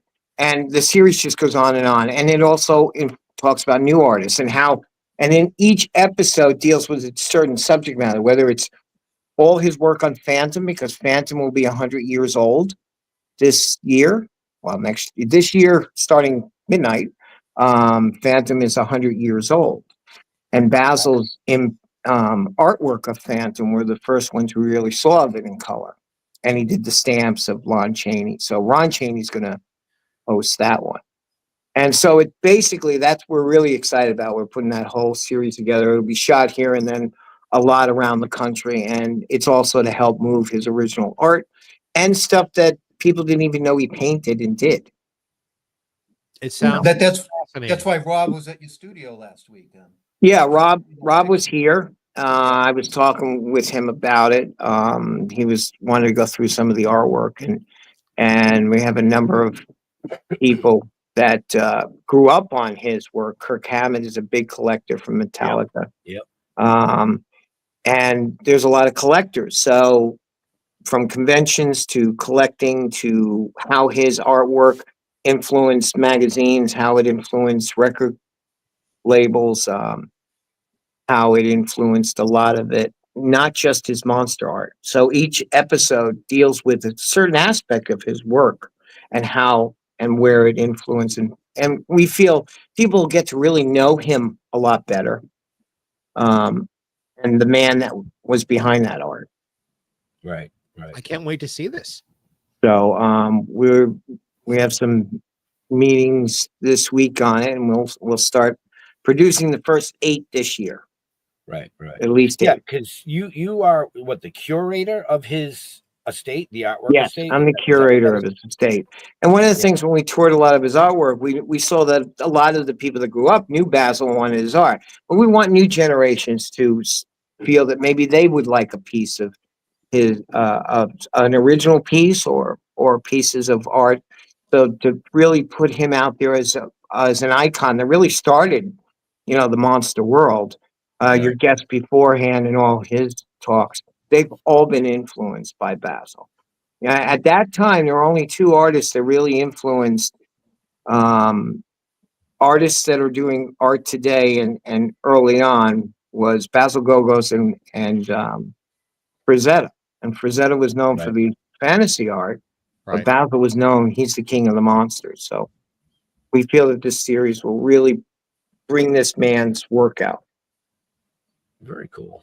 So it'll open up in his studio the way it was originally, and the different guests of each show will be there as we travel around the country and see how his work has influenced people. Well, Butch Patrick is a buddy of mine, so use him a lot. Yeah, but he didn't do Butch, but he did do Fred Gwynn a lot. So that's where Butch can come into play there on the Monsters. And I've known Butch for many years, and he's been here a number of times. So I thought Butch would be really great for that. Hold on. I'll put you to the mic. Hold on. Hey, look who's there. Say hi, Uncle Bill. Hi. Hello. How are you? Can you wave? Can you blow Uncle a kiss? Ma. Good. There she goes. All right. That's Go back great. to Emmy. I love you. And then we're doing another film called Staycation. That'll start somewhere in Florida. And then if you have heard of the Hilly Girls, they do a lot of filming out in Vegas. And they're doing a Star Wars thing, and I'm going out there to work Yoda for a couple of days. The original Nick, who worked on the original Yoda for the first film, that Yoda, is deteriorated. So he rebuilt the original one exactly the way it was used then. So this one is fully operational, the way cable driven, exactly the way it was done for the first Jedi movie. So they've asked me to come out and puppeteer it with them. And so we're going to do that for a few days in Vegas. Oh, that's an honor. So that will be fun. And then we have another film that's called Blood Scent. And then towards the end of the middle of the year is Terrifier 4. Yeah. Hold on. Let me check my email. No, I don't have. I didn't get an invite for that one either. And there's a bunch of other stuff floating around. Right. And of course, you've got a few pages that you're drawing for. Yeah, I got two. I was only allowed, according to Jeff, 2 pages to do for this. Yeah, I'm having fun. That's okay. I'm having fun with it. I'm laying it out now. It's fun. It's great to have that 6th episode come out. Yeah, well, there was a big plus to that, Bill. I told you. It is. No, you're absolutely correct. It's almost like a centerfold. It's really nice. Yeah. Right. No, it is. You're not going to get off that easy on the rest of them. No, I know. It's fun. I've been having some fun with laying that that piece out. It's been really good. And then I know the guys want to do a little bit more on their series, and that'll be fun. And there's a lot of other stuff on the list that are coming this way. So, right. you know, but Bill, we're, if yeah. I may ask a question, how Sure. do you find the time? I asked this of our last guest too. Huh. When people are working on so many different projects in the same period of time, where do you find the time to do all of that and still have a life? He doesn't have a life. That is his life. It's you balance it. I mean, right now, because I'm not traveling, so I'm home a lot. We've been in the studio quite a bit, you know, doing a lot of remodeling and you know, we had a crew up on the roof. They've been redoing the roof for us, and you know, here, and you know, a lot of the sets are being, you know, moved around, and so that's exciting, because then once I go on the road for this series and the other stuff, and the cons, and then Jeff and Ben, we will kind of meet up at cons. That's how we get a chance to catch up Right. a lot of times. I was thinking of you, we drive Jeff. to I New just York. got my order of my big box of Grey Goose came in. Oh, okay. Well, put Yeah, this out yeah. for me. They sent a gift one. It's a box with 2 Grey Goose glasses and a big Grey Goose bottle in it. Oh, see, Bill likes to goose me every once in a while. Yeah, there you go. Yeah. But yeah, and I think we got enough Grey Goose. We, you know, don't need any more. Right. Well, me and Ben got to talk, because we wanted to come up one day, hopefully sometime in the next month. All right. Know, Oh, just to to chit chat. To discuss what we've got to do next to finish episode 3. Yeah, because we're gonna cut a few scenes, just to, you know, and kind of get it wrapped. Right. Do you hear all the fireworks going off? Those are cannon shots going off. Not only because it's New Year's, but they've been firing them off all day because of President Carter. Yeah. Oh, right. West Point had to put a report out to us saying we're firing cannons every half hour. I can hear a couple of them going off. Well, President Carter deserves it. Yeah. Yes, he does. Yes, he does. But we'll stop there on that one. We don't. No, I'm just saying that I didn't know if you could hear all the. I mean, it's probably some of it is New Year's, but it's also. Well, actually, I thought you were just letting gas. Well, see, I was going to say something nicer than that. I was going to say somebody was down in the studio knocking shit over again. No, Richie's out there doing something, and Dakota was here working on Terrifier, so we had the whole 3 generations working here today. Nice.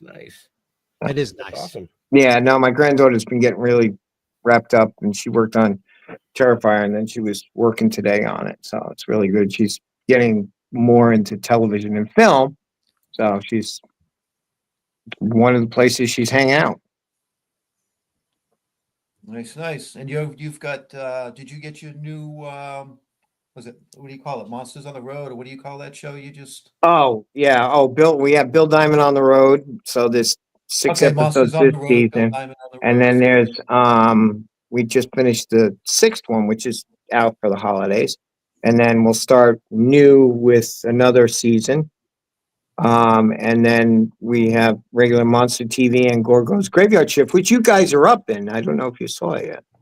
I haven't seen it. Is that on Red Coral? Yeah. It is. Okay. I'll have to go watch that. Yeah, no, I haven't seen that one. That was in Virginia. That was we filmed that. Yeah. Right. Yeah, that was you guys thought you guys followed Mark Dotson. That's right. Oh, I do want to say, Jeff showed me a picture of you with Ozzy Osbourne. Yeah. Wearing our shirt. Yeah. I was out. Well, we do a lot. We've been doing a lot with him. He's also a big Muppet fan. And so Ozzy was, I was doing Famous Monsters. I was on one side, and then he came over, and then we all hung out together. So that's probably what you saw the Ozzy Osbourne stuff with. Yeah. Well, Bill, I am a great admirer of your work. I'm so happy to meet you. Well, nice to meet you. You know, it's fun. It's great working with these guys. Hopefully, we'll catch up at some point. I'll be out in LA in April. Let me know, and I'll I'll meet be you at there. Monster Palooza. We'll be doing the new Basil series. I'll be talking about the series. There should be a couple episodes out by then. And then we have some interviews that we're doing out there at the same time. We got Sarah Karloff and Bela we already did, and then Ron Chaney is doing a couple of things on that. And then I know we're doing a piece of Rick Baker and police. I'm trying to think who else is that we have on there. We have and we did Greg Nicotero is on it. And there's such a list there that I'm trying to, make sure I'm not repeating people. Not yet. So there's a lot of people that are very excited about this series. I mean, I'm glad we went this way. I decided to not do the documentary because it was a one-shot deal. I thought this was a better way of really, putting his work out there. Showing his work, yeah. I agree. Yeah, and then people can learn more about him over that time. And at the same time we're shooting that, we'll shoot Bill Diamond on the Road. So that show will be shooting while we're, traveling and doing all that stuff. And we'll be up in Canada doing that. And we will be touring some of Terrifier 3 stuff around. That's everyone's still excited for that film. I don't know if you saw it. It is the oh yeah, I saw it. Film of the year. As far as it's 45 times over its budget. Wow. It's the biggest independent horror movie of 2024. Yeah. So it's amazing how it's breaking all kinds of records. Yeah, it broke all kinds of records. None of us, we're still trying to figure it, how it happened. Phil and I talk all the time. We're like, wow, because you got to kind of think that it's already close. It's made $100 million on a $2 million budget. And there's no film that has done that's an independent that has done that. It's the highest rated independent film ever. Yeah. Ever. Yep. So 2024 was very good to you. Yeah, it was very busy, and it's just stockpiled into this. We were shooting in Florida, a couple of commercials with the same producers because it was really funny. I don't know if I told you, Jeff, I was out. It was funny to go to there's this wonderful outdoor movie theater in Pennsylvania run by these two younger people that had bought it. And it's 90 years old. They bought it. They must be 30, if that. And they bought this outdoor theater. They run it all year round. Wow. And they had a double feature, which I went to, of both films, St. Nick in Bethlehem with Danny Roebuck. We called it the Danny Roebuck night. So they played St. Nick in Bethlehem on the screen, and then after that, Terrifier 3, which he played Santa Claus in both those films. And I worked on both those films.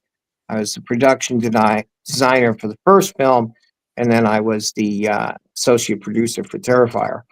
And it was just funny to be in an outdoor movie theater, sitting in a car, watching your two movies. And then we did a Bill Diamond on the Road. When you go to see the last episode, we did it at that theater. So you see me filming and the double feature of two movies in an outdoor movie theater. So that was kind of neat. This is coming from a guy that we go out to have, a bite to eat and Jeff and him have a cocktail, and we'll be sitting there shooting the shit, talking, and he'll look up and go, "Oh, hey, I did that commercial." And you just kind of look at him and you go, "What?" He said, "Yeah, I did that one." And then they go back to talking, and then like 10 minutes later, he's like, "Oh, hey, I did that one too." But he says it's funny to be sitting in a theater, in an open air theater, watching something you worked on. But he can go out to a bar and be like, "Oh, I did that. Oh, that was mine." Well, yeah, it was interesting to be at a double feature. You did both those films. That was new. That was interesting. Well, that's cool that I think outdoor theaters are starting to slowly make a comeback. Yeah, I mean, this one's really cool. It's in Pennsylvania. It's about It's in the Lehigh Valley, and these two young, and when you go to the Bill Diamond on the Road, we have a very nice piece that they had done to tell you the story behind how they got the outdoor movie theater there. The owners of it were going to destroy it, so I guess they put a consortium together, raised the money, bought it, and now they run it year round, all kinds of films. Wow. And they just love it, and they saved it. So it's really kind of neat, to go there, and you'll have to check it out. Watch the episode, and if you're ever out there, it's a thing to go do. It's funny how we've missed that era. Is it the east or west side of Pennsylvania? It's let's put it so you know where it is. So it's like now, you go in by Cherry Hill or right below where you go to Chiller, or you do that and you cut over on 76 and you go in. It's in the Lehigh Valley. It's not that. It's 2.5 hours away from here. Oh, okay, all right, yeah. Because I remember we drove through the Lehigh Valley on our way out to Steel City Cannabis Convention. Yeah. Yeah. So I mean, and Danny does all his movies there. So that's where we shot St. Nick and Bethlehem, and I think he's got another film this year he wants to do. So I'll work on that one outside of a couple of the others. Oh, nice. So I mean, it's exciting, and then you guys will have this. We just did your book. We talked more about your book that came out, and that you were planning on doing another one, aren't you?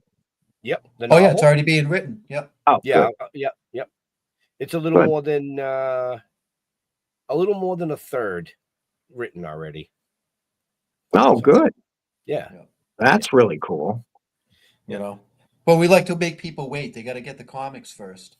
Right. Well, yeah, you should get the comics. The comics are fun. And then you can kind of, when you read the book, you can go back to the comics and see it again. And it's really neat. You guys have done a lot of great stuff. So, keep doing it. You too, Jeff. Thank you, sir. So what are you doing, Jeff? What are you working on?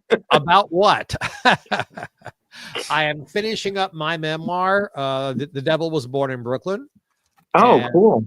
And I am working on the new Lucy book, which will be Miss Ball's entire career between two covers with a full dresser.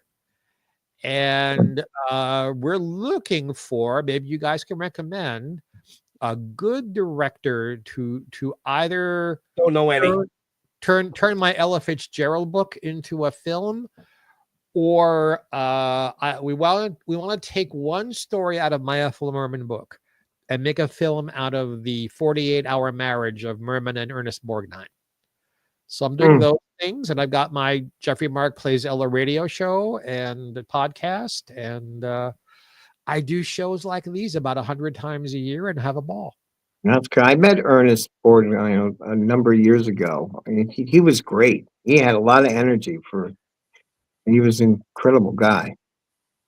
His famous quote, he was on, I think, with Leno when he was about 90 or 88 or something. And Leno said, "You get all this energy. Where does all this come from?" He says, "I masturbate a lot." He said it. I didn't say it. Ernie said this. Trust me, it doesn't help. Was that when he was doing Airwolf? No. Long after that. Long after that. Nice. So you guys have never met each other, actually. We have not, but I am a fan. So I'm happy to be here with you. And that's why I kind of kept quiet.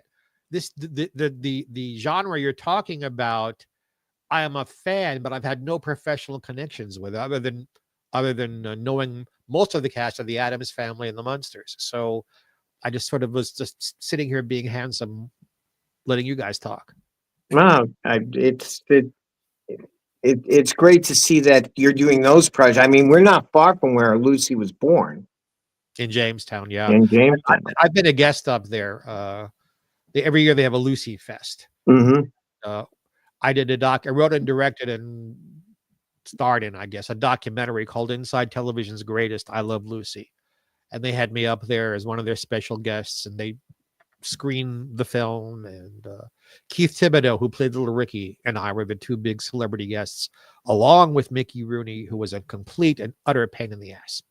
Yes, I've heard about that. I worked with Desi Arnaz Jr. years ago. Desi and I are good buddies. He used to do some mall shots. Let's see if he even remembers. We did a couple when malls were just coming into being the place to go. We were touring a lot of the puppet characters for the shows, and we were opening up malls. And I even remember the mall where I first met Desi was the Jefferson Valley Mall, which is still there. And it was me, Desi Arnaz, and Ricky Schroeder. Ah.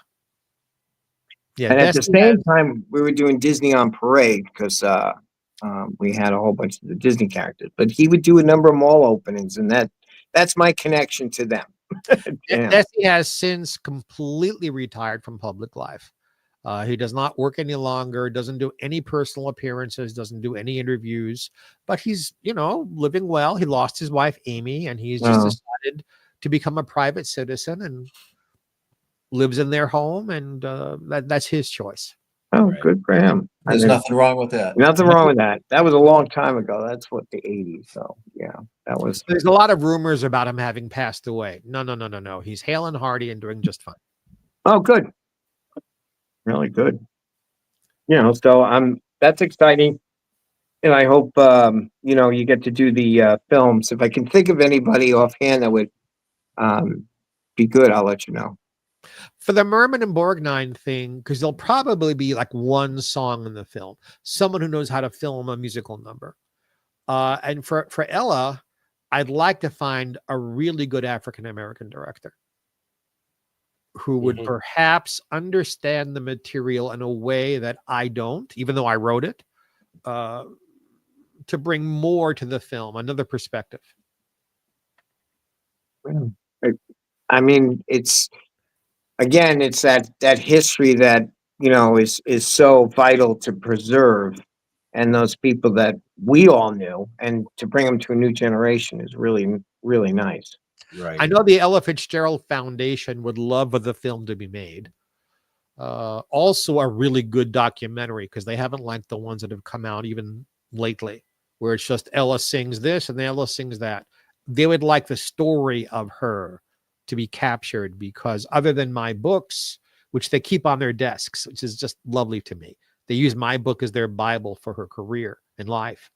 Right. They want the foundation and the family want a good biopic and a good documentary made. So, it's just finding the right people. Yeah, it is. And then you could also team up with a good streaming channel that really wants, I know Paramount Plus has been doing a lot of that kind of thing.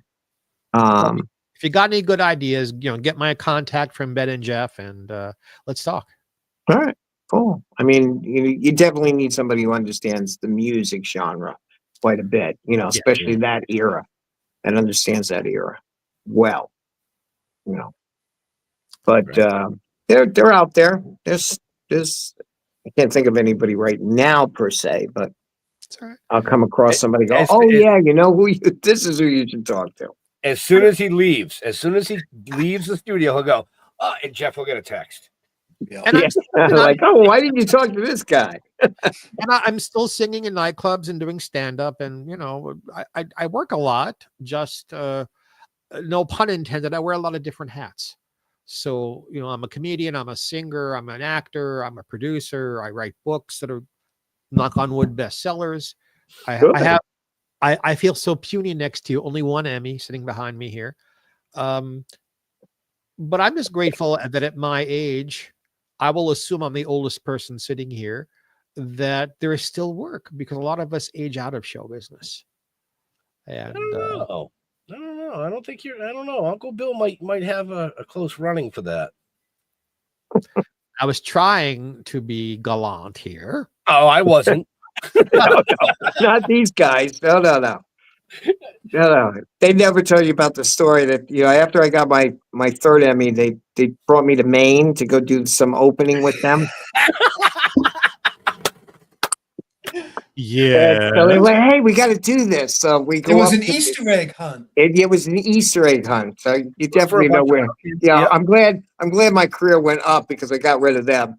But basically they took me out there and it was just a field. There was nobody there. It was literally in the middle of nowhere. And I just came off from the third, and I turned to him, I go, so this is what happens after you win 3 Emmys. You're out left to, and they bring you to the field, and this is it. We put you out to pasture. Yeah, we They put did. them out to pasture. They I did. was afraid for a minute where they might hide an egg. So this is even Yeah, better. you got to watch that. He, You want to he say was, hi? he was on the phone with his Jeff. with his wife. So Jeff and Ben, I don't know if you can see him. Richie! Richie. What's up, man? Wow. Buddy. How are you? I'm good. Long time no see. So for the other Jeff, this is my son Richard. A pleasure, sir. Nice. Yeah. So Yeah. Hold down the fort, I see. yeah. So this is live, just so you know. No, I figured that. Where? Oh, Because they'll I do enough for it. They'll do their own. If we're talking about ages, my stepdaughter is 43 and my oldest grandchild is 19. So that gives you an idea where my age falls. But Okay. I think it's so wonderful that your progeny wants to work in the same industry with I wish the kids had chosen that as my stepson is a journalist. He tried stand up, terrible at it, just terrible. But he's a good journalist. But the grandchildren have talent, and we'll see what happens.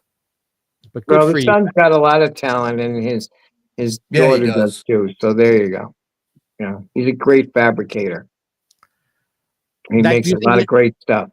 Oh, see, a fabricator to me is a great liar. So you know, No. Fabricator meaning he builds scenery and welds and creates really dynamite stuff for Broadway and for film and for many other things.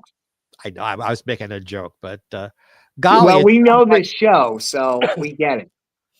It sounds like you're awfully proud of him, and that makes me very happy. I have to slip him $20 now, so you know. We'll be out to see you in the next 2 to 4 weeks. Think I'm supposed to be Richie. paying you. What? Yeah. We'll be Jeff? out to see you, Richie. Yeah, we'll be out to see you hopefully in the next 3, 4, 5 weeks or so. Oh God. Oh God. You want to say hi to Uncle Bill? Go ahead. Hey, Uncle Bill. Hello, how are you? Good, how are you? Hold on. Our next guest is backstage, so we're going to let Bill go, but don't leave yet, Bill. But we're going to Okay. bring him on because I know my wife has to say hi to him too. Oh. So real quick, everybody knows him best from Hocus Pocus as the bus driver. So here he is, straight from, let's see, what's a good one? Shady Acres Retirement Home, Playing bingo. Mr. Don Yesso. Happy New Year's Eve to you, Big T. Happy New Year's Eve. Happy New Year to you. I'm not Happy so New sure Year's about the Eve other there to you too. so sure about Happy New Year's, guys. Have fun. Happy New Year's. Thank you, Bill. Happy New Year. We'll be All right, I'll well- be in touch. It was good All seeing right. you, Richie. Take care. Take care. Guys, have a good Bye. Bill year. and Richie, a pleasure to meet you. Thanks, Jeff. Have fun. Talk to you soon. Bye. All right, Bye. bye. How we doing, Don. Don? Oh, just great, man. I want to take the opportunity to thank you guys for having me on this New Year's Eve. I really appreciate it. I was looking for something to do, and here it is. So let me ask you this: how you guys been? We're good. We're good. You know, Been good. just Been busy. just, Staying yeah. out of trouble, you know. plugging I'm- along. Y'all been traveling, doing a lot of cons?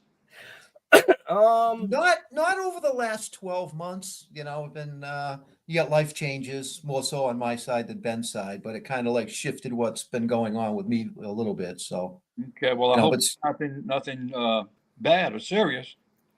no, just life stuff. I understand. I understand. Yeah. Sometimes, you know, You got to adjust. Totally. Step sideways to move forward sometimes. So, but Yeah, you know, we don't yeah. stop. We don't slow down. So No, we just kind of put a lot of the traveling on hold this year and concentrated on more writing of the novel, the comic books, and then getting the animation finished and out. So we were doing the voice acting for that. So, it was one of those years where everybody thought we were stagnant, but all of a sudden they were like, "Holy shit!" Yeah, the animation took a year, so Yeah. Wow. Oh, no. That stuff is very time consuming. And kudos to you guys for keeping your nose to the grindstone. Don, the hat you're wearing, I can't tell if you're a cowboy or a religious Jew.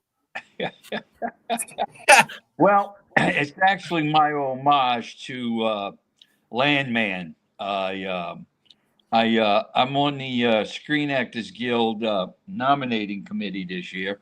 It's the first time I've been asked to be on it.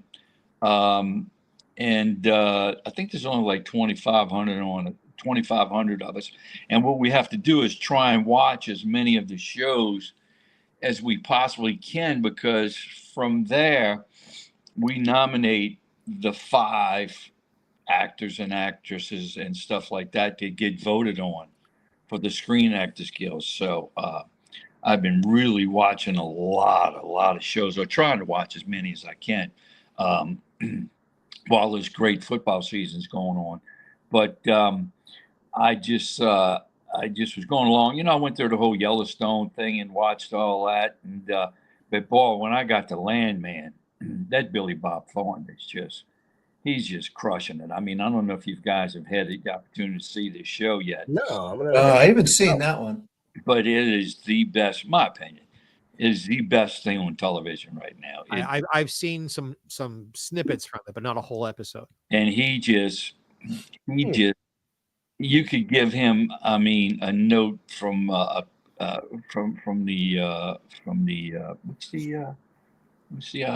I'm drawing a blank. I was going to try and use the Jewish hat. I was trying to figure out what the Jewish Bible was, but I drew a blank on it. He could take a line from the Jewish Bible and the what? Torah. The Torah. I didn't want to say Quran. I knew that wasn't right.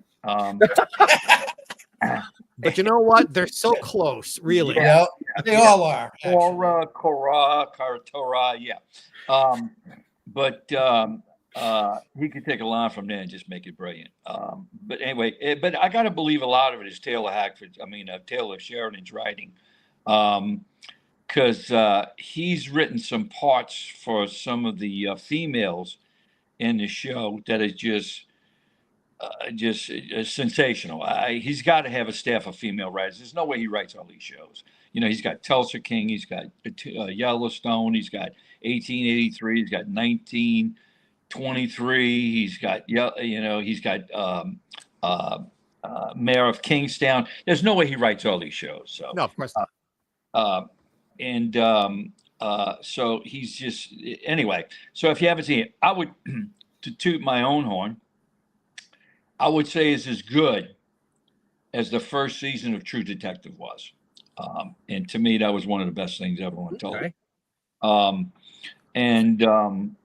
So anyway, so if you guys haven't seen it, so that's what I've been doing. I've been busy for the last 2 months, just literally watching hours and hours of television. But I took it serious. I got nominated, and I was like, okay, first time in 35 years I got nominated, so I guess I'm gonna be serious about this. So, I've found some stuff that I really enjoyed watching. I found some stuff. Anyway, that was a long answer to your question about that. If you lived on the West Coast, you'd be being offered so many free dinners. Right? Right. You're right. No, Right. I know I'm right. I just took they offer, they have all these screenings and stuff like that in Atlanta and Tennessee and New York and Los Angeles. And I happened to think, and Billy Bob was doing an interview for Landman at the one in Atlanta. I said, I wonder if I could hop on a flight. It's only an hour away. I'd like to go see it. I've worked with Billy Bob, so it's not that I wanted to meet him. I just thought it'd be interesting to go see how these screenings work and stuff like that. Man, as soon as I put my name in and I was coming, I got so many requests to, do I need to pick up at the airport? I was like, man, I don't get treated like this when I get a job. So yeah, but unfortunately I didn't go. But like I said, I just thought it'd be shits and giggles if I had the time. I was going to go down there for the weekend, but couldn't find anybody to go with me, so I just blew it off. But But I mean, that's perfect. It's a perfect. Come out to the gig for West you. Coast, and you won't pay for anything. I know. But it's amazing how they covet these votes, and it's amazing how they try and prop it up. And so my mailbox has been stuffed every day with stuff. But I'm enjoying it. Like I said, I took it serious, and We got plenty of time from the home. what's that? We have plenty of time from the home to watch it, right? Yeah, and my wheelchair's broke, so I gotta shuffle around now. My walker.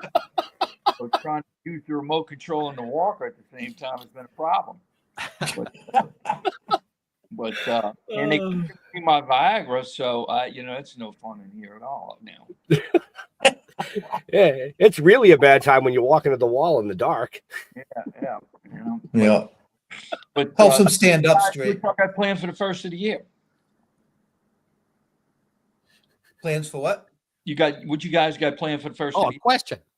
Oh, actually, I don't have anything planned for the first of the year. I'm doing No. nothing tomorrow. I'm doing 3 Oh, man. interviews tomorrow. I mean,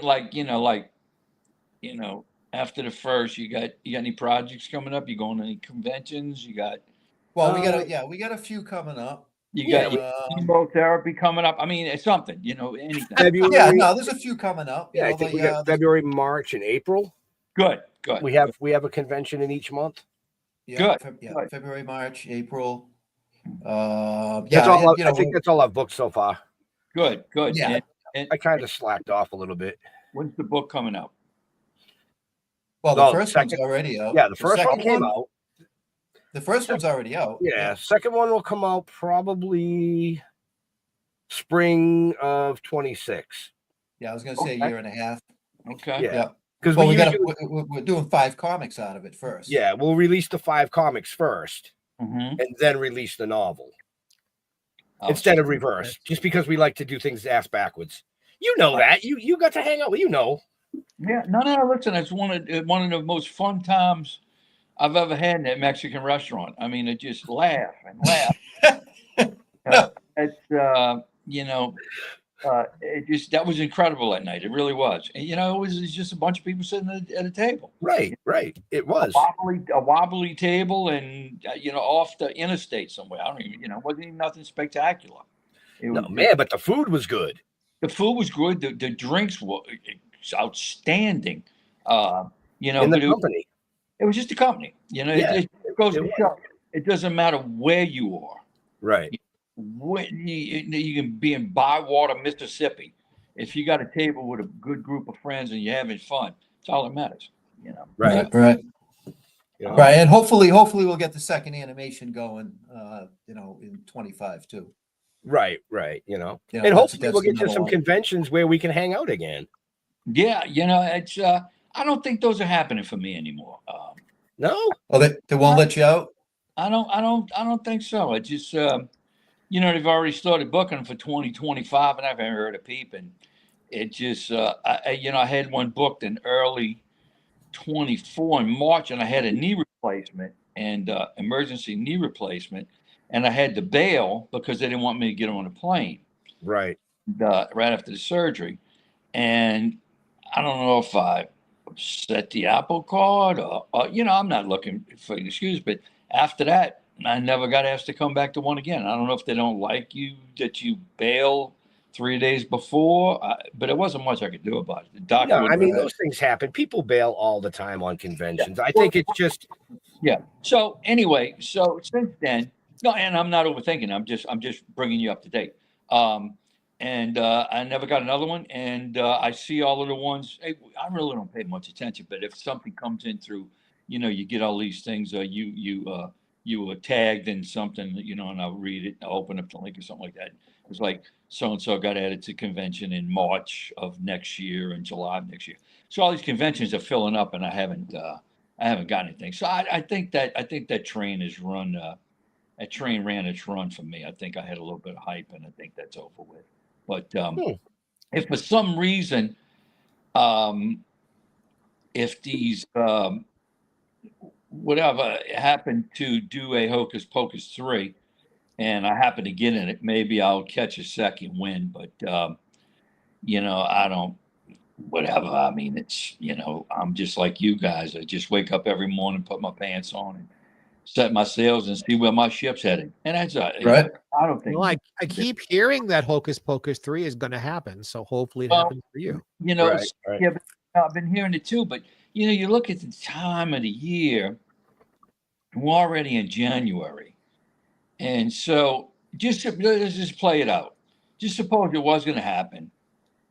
They won't be able to shoot it till next year because of the weather. You're going to be getting into the spring, into the summer, and they're not going to shoot it in the spring or the summer. So, you know, you need to wait for the fall of next year. The other option is, I heard Kathy and Jimmy came up with an idea, and she thought because the girls were getting so much older, they should do an animated version. So, and maybe maybe that would happen. I have no idea, but it's certainly nothing I get up every morning and think about first thing. So I'm just throwing it out there as a hypothesis that possibly I could bond it back on the convention circuit. If you know, you never know. You never know. No, you don't. And but I don't think about it either. And right. Nor am I doing anything to. Are you doing any of your own bookings? No.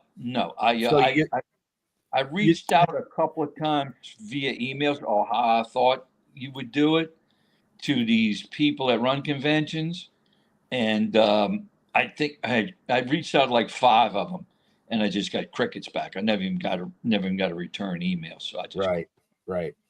So I'm not even sure I was even reaching out to the right people, but it said, you know, if you have any questions, email here, and you know, they didn't even answer me. So right. But you know, once again, you know, look, listen, we had a great run. We had a great time. I met you guys. You know, maybe that's all we're supposed to be. But you know as well as I do that it's always this business. Yeah, it goes in cycles. Yep. Even for the biggest stars. Oh, absolutely. Listen, I tell people all the time, Tom Cruise is even unemployed periodically. You know, right? I mean, it's just, you know, not everybody works all the time. And it's just a wave comes in, a wave goes out, you know, and it comes in and it goes out. Now I will tell you this. Last year, I had some of the best auditions I've ever had. And I was close to a couple of them because they were telling me, you know, I was in the top 5, and the producers were sending me on up the chain, blah, blah, blah, blah, blah. Really good projects with some really good people. Do you enjoy doing these things from home like we all have to now? Yes, I do. See, I don't. Really? I'd much rather be there with them in the same place, exchanging energy. Interesting. Yeah, I don't mind the energy exchange, but I do like the product that I'm able to get at home. Right. Well, it's easier, certainly. Yes. Yeah, I feel like I can do it till I get it what I like. It may not be what they want, but it's certainly I feel comfortable with what I've came up with. Right. I don't walk out. When I send off a tape, I don't go, man, I wish I should have done this in the run. So I don't have any more of those. And everything was always a drive for me. You know, I always had to drive an hour and a half, 2 hours each way. So it was a 4-hour trip each way. I don't know about you, you know, but it was always a trip, you know, into traffic and all. So I don't miss that at all. However, like I said, it's ironic enough, last year I was up for some really good projects. Now, why you get them, as well as you know, you have no idea. Right. Nor do I call and ask. I'm not one of those type of actors who go, did I get it? Did I get it? What did I say? You got any feedback? I don't really give a shit, because if they didn't give me the job, I didn't get it. Period. Understand? It's going to sound like I'm flirting, and I guess I am, but I don't mean it that way. It could be as simple as they like the vein in your bicep. Some casting guy likes that. Correct. And you never find that out. You never realize what it is. That's correct. It's kismet.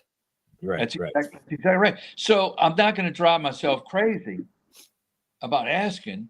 They go, oh, well, you're too old, or, you're too this, or, you're too skinny, or you're too, your skin's too pale, or you don't have enough hair. I don't need to hear that. Right.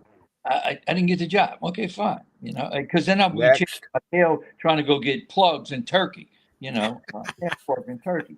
So, but we are up on time. Okay, sounds good. I got one more guest to bring in. I'll see y'all next year. Yeah, absolutely, man. We'll have you back on again, and hopefully we'll see you out on the road. I gotta say one thing before I go. I did develop an interesting little group of fans in Slippery Rock College in Pennsylvania. There's a little group of Hocus Pocus fans out there, and their little leader of their group is a little gal named Izzy. So I want to give a big shout out to Izzy on New Year's Eve and my little group at Slippery Rock. I guess it's university or college. I'm not really sure. But, nice. Let's hear it for Izzy and Slippery Rock. Yeah. Happy New Year. That was fantastic. Thank you, Don, you have a wonderful New Year's. A safe 2025, and we'll definitely be in touch and chatting again soon, my friend. Absolutely, man. Listen, thank you guys for reaching out to me. I really appreciate it. Anytime, man. Anytime. Pleasure to meet you, Don. We have so much fun, especially when the nursing home lets you come on and hang out with us. Wait, hold on. They're knocking on the door right now. And good luck. I hope they bring you into that office where you're comfortable again. All right, my man. All right. Thank you, Don. Take care. See you. All right, bye. What a nice man. Don's an amazing gentleman. Yes, he is. Yes, he is. So our last guest of the evening lost track of time, so he was actually supposed to be the guest before Don, but that's okay. We don't mind, because this gentleman is a riot. He's tearing up the scene out there right now with his smash hit, Being Robin. If you've never seen him or don't know who he is, Mr. Roger Kabler is just phenomenal. He is amazing. One of the most, I don't even know how to word it, but he's one of the most decent human beings I have ever met. I've never seen anybody so dedicated to what he was trying to put out to. Right. His dedication and the hard work, a lot of ups, a lot of downs, a lot of struggles. We've been following him for 6 years now, right? Yeah, we've been friends with him for 6 years. 6 years watching him try to put this project together. And I mean, it's worth it, man. This thing's working for him now. Absolutely. And we're going to bring him in right now because, I don't want Jeff to miss out on his dinner. Oh, that's so cute.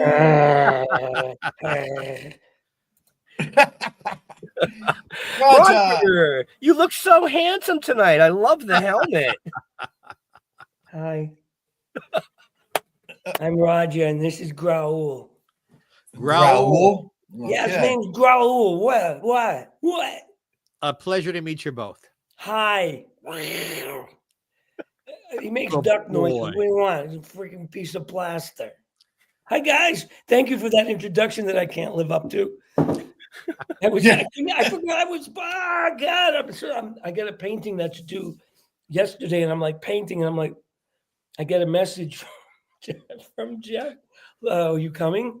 I was like, oh, I'm supposed to be somewhere else. I'm so sorry. It was no disrespect. It's this. This causes it. Right? Candy. It's candy. It's the problem. Holiday candy.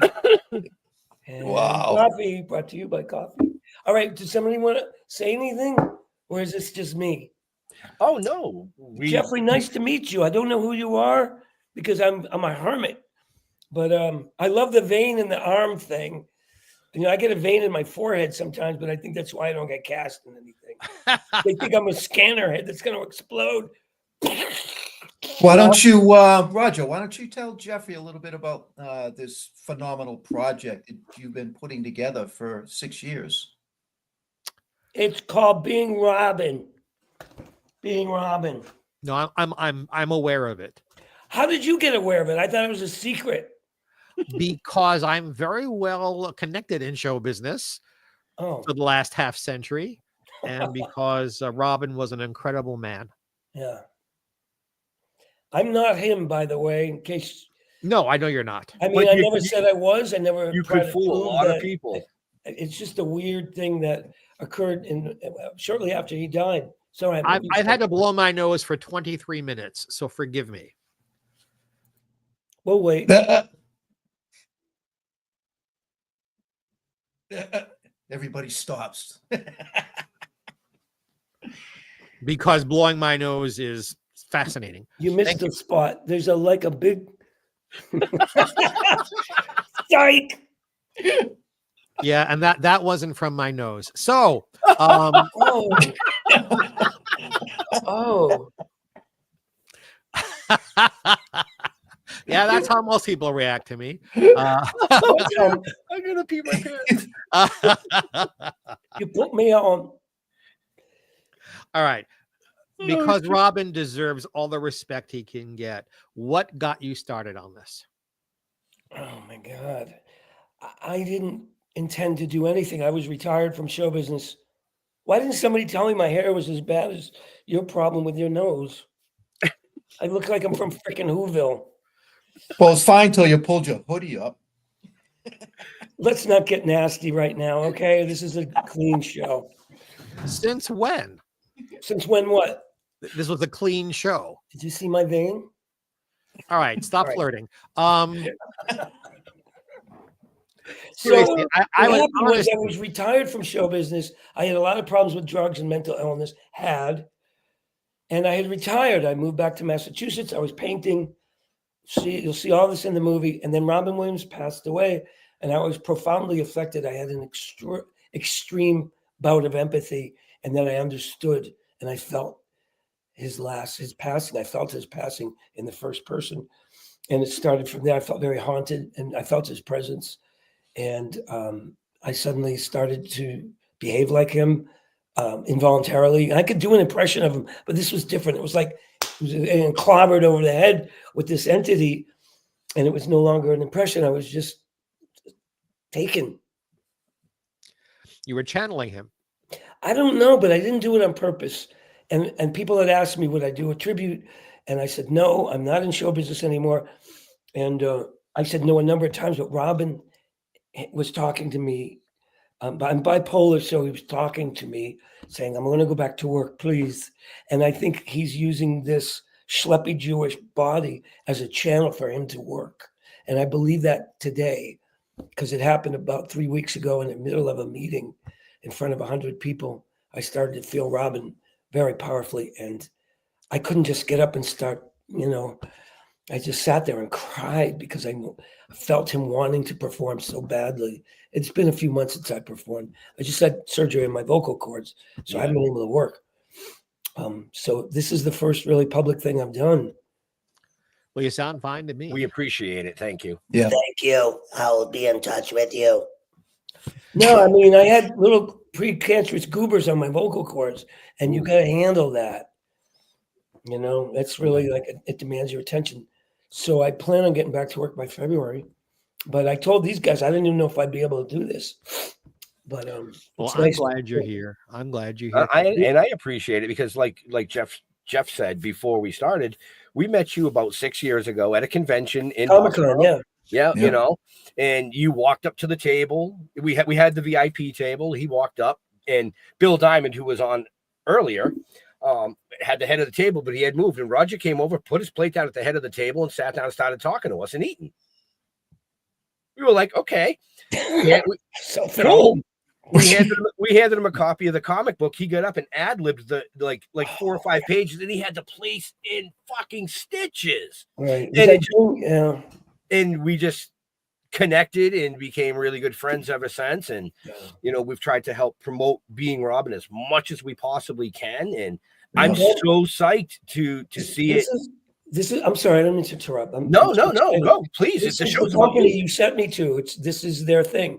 You sent me to a great DVD manufacturer, and this is the result. They do great. Nice. I appreciate it. So tell me about if someone buys the DVD, Mhm. what are they going to be seeing? Just the movie. It's very bare bones. There's no special. At this point, you'll get the disc, the autograph. You'll get the cover. It's just like in a flimsy package. You'll get nothing. You'll pretty much get nothing. It's nothing. It's now a frisbee on the floor. Killing me. What Ah! is No, not now. I'm doing a show. This is a guy in Australia. I can't. I have some fans, and some of them are elsewhere. Guys elsewhere in Australia. I hope you got the message. I love you, Adam, but I'm doing a show. All right, let's meet Adam. Adam is actually a Bill Connolly impersonator. So this could be fun. It's not really working out. So this is a weird happening. He won't leave. He won't stop. We're going to, because it's on my computer too. So Merry Christmas. In Australia. I try to answer it, but it's not happening. I'm not going to get into his story because it's his personal story, but he's a brilliant Billy Connolly impersonator my act in my movie attracts a variety of people. And I have to start living with the fact that my film is unusual. People watch it multiple times. I didn't know that was going to happen. I've talked to one lady who's seen it 15 times. Roger, my question was because I have heard of it, but I haven't seen it yet. Yeah. He's persistent. Adam, are you there? I'm on a podcast right now. I can't talk. So you'll have to call back another time. Is there anybody in there? I'm so sorry for the interruption. There's actually nothing we can do. Can we just roll with it? Oh, keep going, yeah. Again. He'll call you again, I'm sure. What was your question? I'm sorry, Geoffrey. I've heard of the film. I'm aware of it. Right. But I've never seen it yet. Could you tell the folks who are watching and listening if they buy your DVD? Yeah, I know they get the pack, but I meant was what's actually in the film. Oh, the content, what it's about. Well, first of all, you can get it. Did you know I evolved into a moron. Oh, we lost Ben. Ben, come back. I'm going to get that Adam guy here and replace you. It'll be a long, long show. Trust me on this. First of all, it's on Amazon and Google Play and Apple. Yes, TV, yes. all that. It's on Amazon. I've saved it to watch this week. Cool. So you're one of the 3 people that actually I'm getting money this Thursday from the film. It actually made money. So I can pay my rent. And not a lot, but we haven't got the numbers from Amazon yet. Many people say, not many, but a few people say, you're just making money off Robin. I'm like, you have no idea how broke I am right now. Look at me. Also, I've heard so many good things about it. I'm trying to get you to tell our audience what's in it so that they can look forward to it and find it on Amazon so you can make some money. Geoffrey, I'm just teasing it out. I'm a professional. I know how to market. Okay, I'm sorry. You're helping me deeply by allowing me to just tease it out. Okay. Being Robin is about a guy who thinks perhaps that he's possessed by Robin Williams. And possessed is a strong word for you Christians out there, but it's not demonic possession. It's a comedic possession. And as you see the film, you'll see that there may be some veracity to this. There's a couple of people in the movie that are saying it's a hoax, that it's not real. There's a psychiatrist who believes it's a manifestation of my bipolar. I don't try to prove anything. I'm trying to find out what the hell's going on and what do I do about it. So this is a documentary, basically. It's sort of documenting what really happened.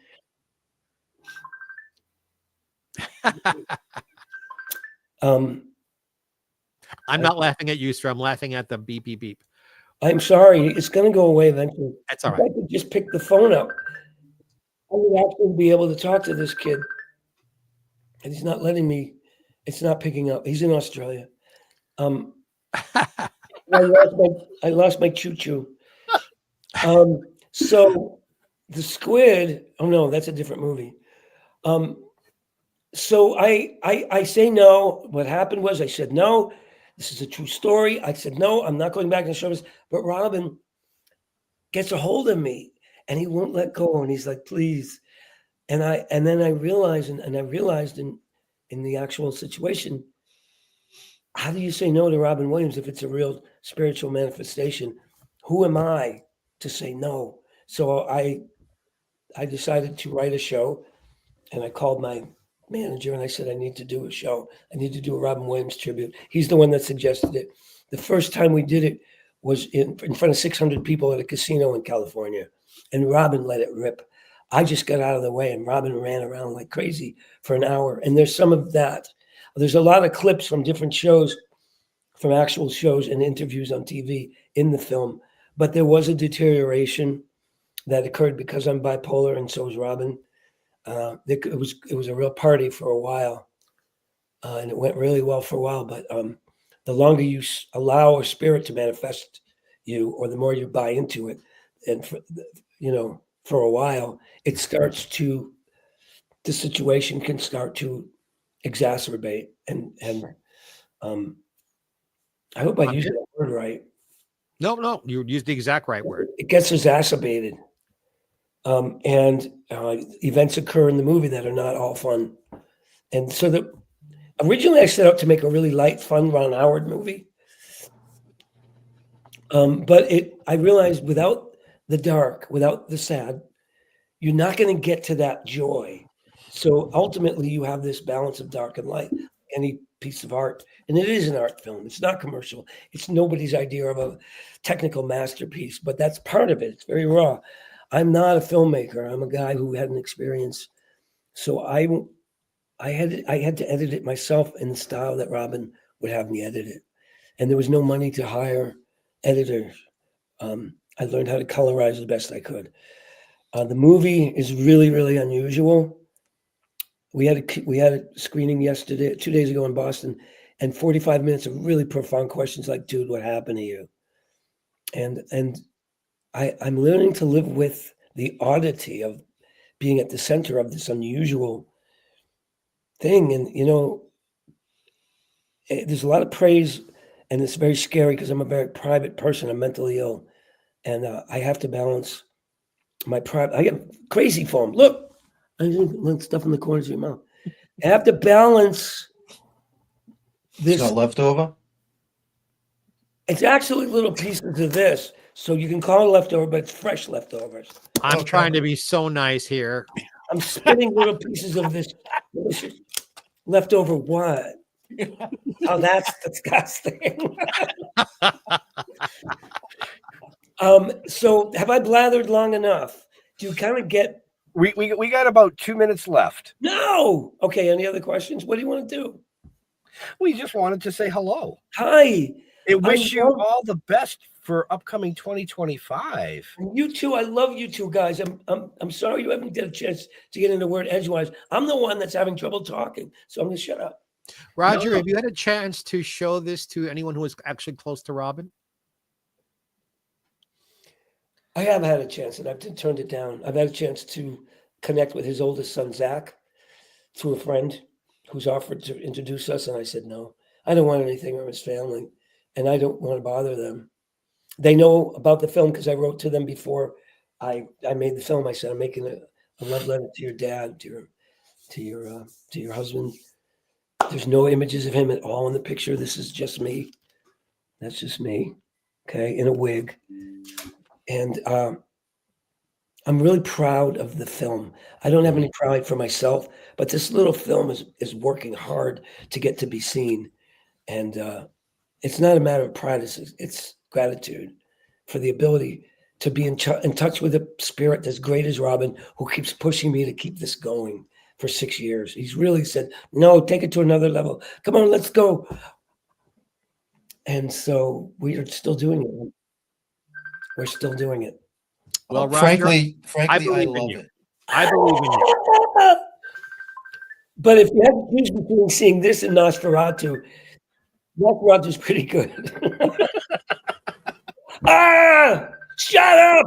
Leave me alone. I'm crazy. I'm throwing the phone away. I'm going to do something. Stop. Don't do this to me. Don't you start making me crazy. Greetings from Australia. Wow. Hey, hi, kid. Don't try this at home. Anything else? And this is why we love you. Look, I'm a Jewish Christian. What else, guys? What else? Do we have any more time? Happy Hanukkah. I love you guys. I'm sorry for the madness. No, we love you. We love having you on. Anything you want to promote real quick for 2025? You have any showings or anything that you want to? I may be doing something that involves Robin, playing Robin with three other deceased comedians that may be traveling across the country to possibly Vegas, possibly to Broadway. I'm waiting for the script to see what it looks like, and that's all I can say about it. Very nice. Very nice. Great. Yeah, it'd be cool. You know? I'm just painting and hoping to pay the bills. And Ben and Jeff, I love you. I love the whole thing that you present gives me a lot good feeling down to my tuchus. And Geoffrey, it's nice to meet you. Happy Hanukkah. Happy New Year. You can we do this next year? I mean, do another. Oh, absolutely. Saner. Would you like to come back next New Year's Eve? Well, I wasn't going to wait that long, but if that's when you're doing it, I figured maybe. No, anyway, you know what? Get being Reach Rob. out. Amazon. Reach out. Yeah, no, reach out to me. And we'll get you back on for another show. Just to let you guys in the audience know, these two gentlemen have been so kind to me over the years. I can't say enough about you two and your product. You're still Toking. And I love the fact that I'm sober and I'm doing this. I can't smoke weed anymore. I would if I could. Roger, I'm not only clean and sober, I'm one of the founders of Marijuana Anonymous. And I'm here with these guys because they're wonderful. I didn't know that. I'm sorry I skipped out on that group, but time I went to one, it was in LA, and some guy was like, I used to be totally stoned, and now I'm just like totally total. I'm like, did we just say totally total? I'm out. I can't. I'm out. I go to other programs that I need to go to. And proud of you, Roger. Proud of you. Emmy is awesome. Yeah. I want to say this real quick, Geoffrey Mark, for Roger. I think Roger would be a great guest, a special guest for Johnny Whitaker's recovery. Yes. The thing that he does once I'm sorry, I'm drawing a blank right now. And he'd also be a great guest for David Zimmerman, who does people in the business who have mental and physical challenges. So Absolutely. Roger, get my contact information from Ben. I'd love to say something really quickly to you kids out there who may be struggling with substances or mental illness. If you're in show business or whatever career you're in, look at Robert Downey Jr. He stepped out for a number of years. Well, he went to jail. He didn't have any choice.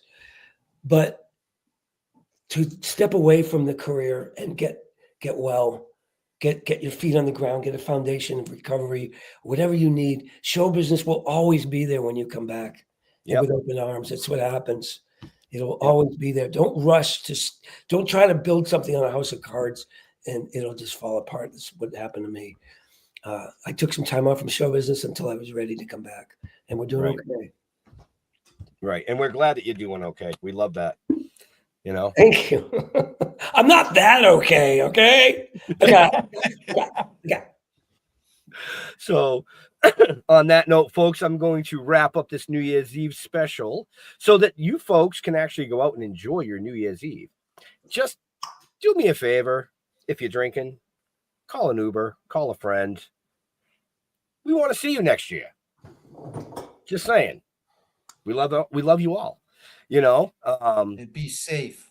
Be safe. And do that if you're Toking too. Yes. Anything. If you can be just as stupid and crazy without drinking or doing drugs. Right. If you're feeling down or depressed or suicidal or any of that, just check the show notes up above or down below. There's plenty of helpful links there. Somebody's always there to talk to you. I'm just going to kind of leave it with that.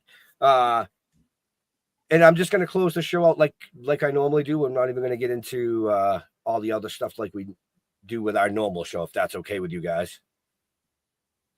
Yeah. Happy New Year to Wish everybody you. a happy New Year. Yeah. Happy New Year. Have a safe and happy 2025 to all our veterans and first responders. We want to thank you for doing what you do so people like us can do what we do. Stay safe. We'll be back with our season 6 kickoff next week with actor James Dumont. Oh, I know James. Tell him I said hi. I absolutely will. I think I owe him money. That's okay. He'll get it next year. You guys have a wonderful night and stay safe. You too. Thanks, God Roger. bless. Thanks, John. So come on.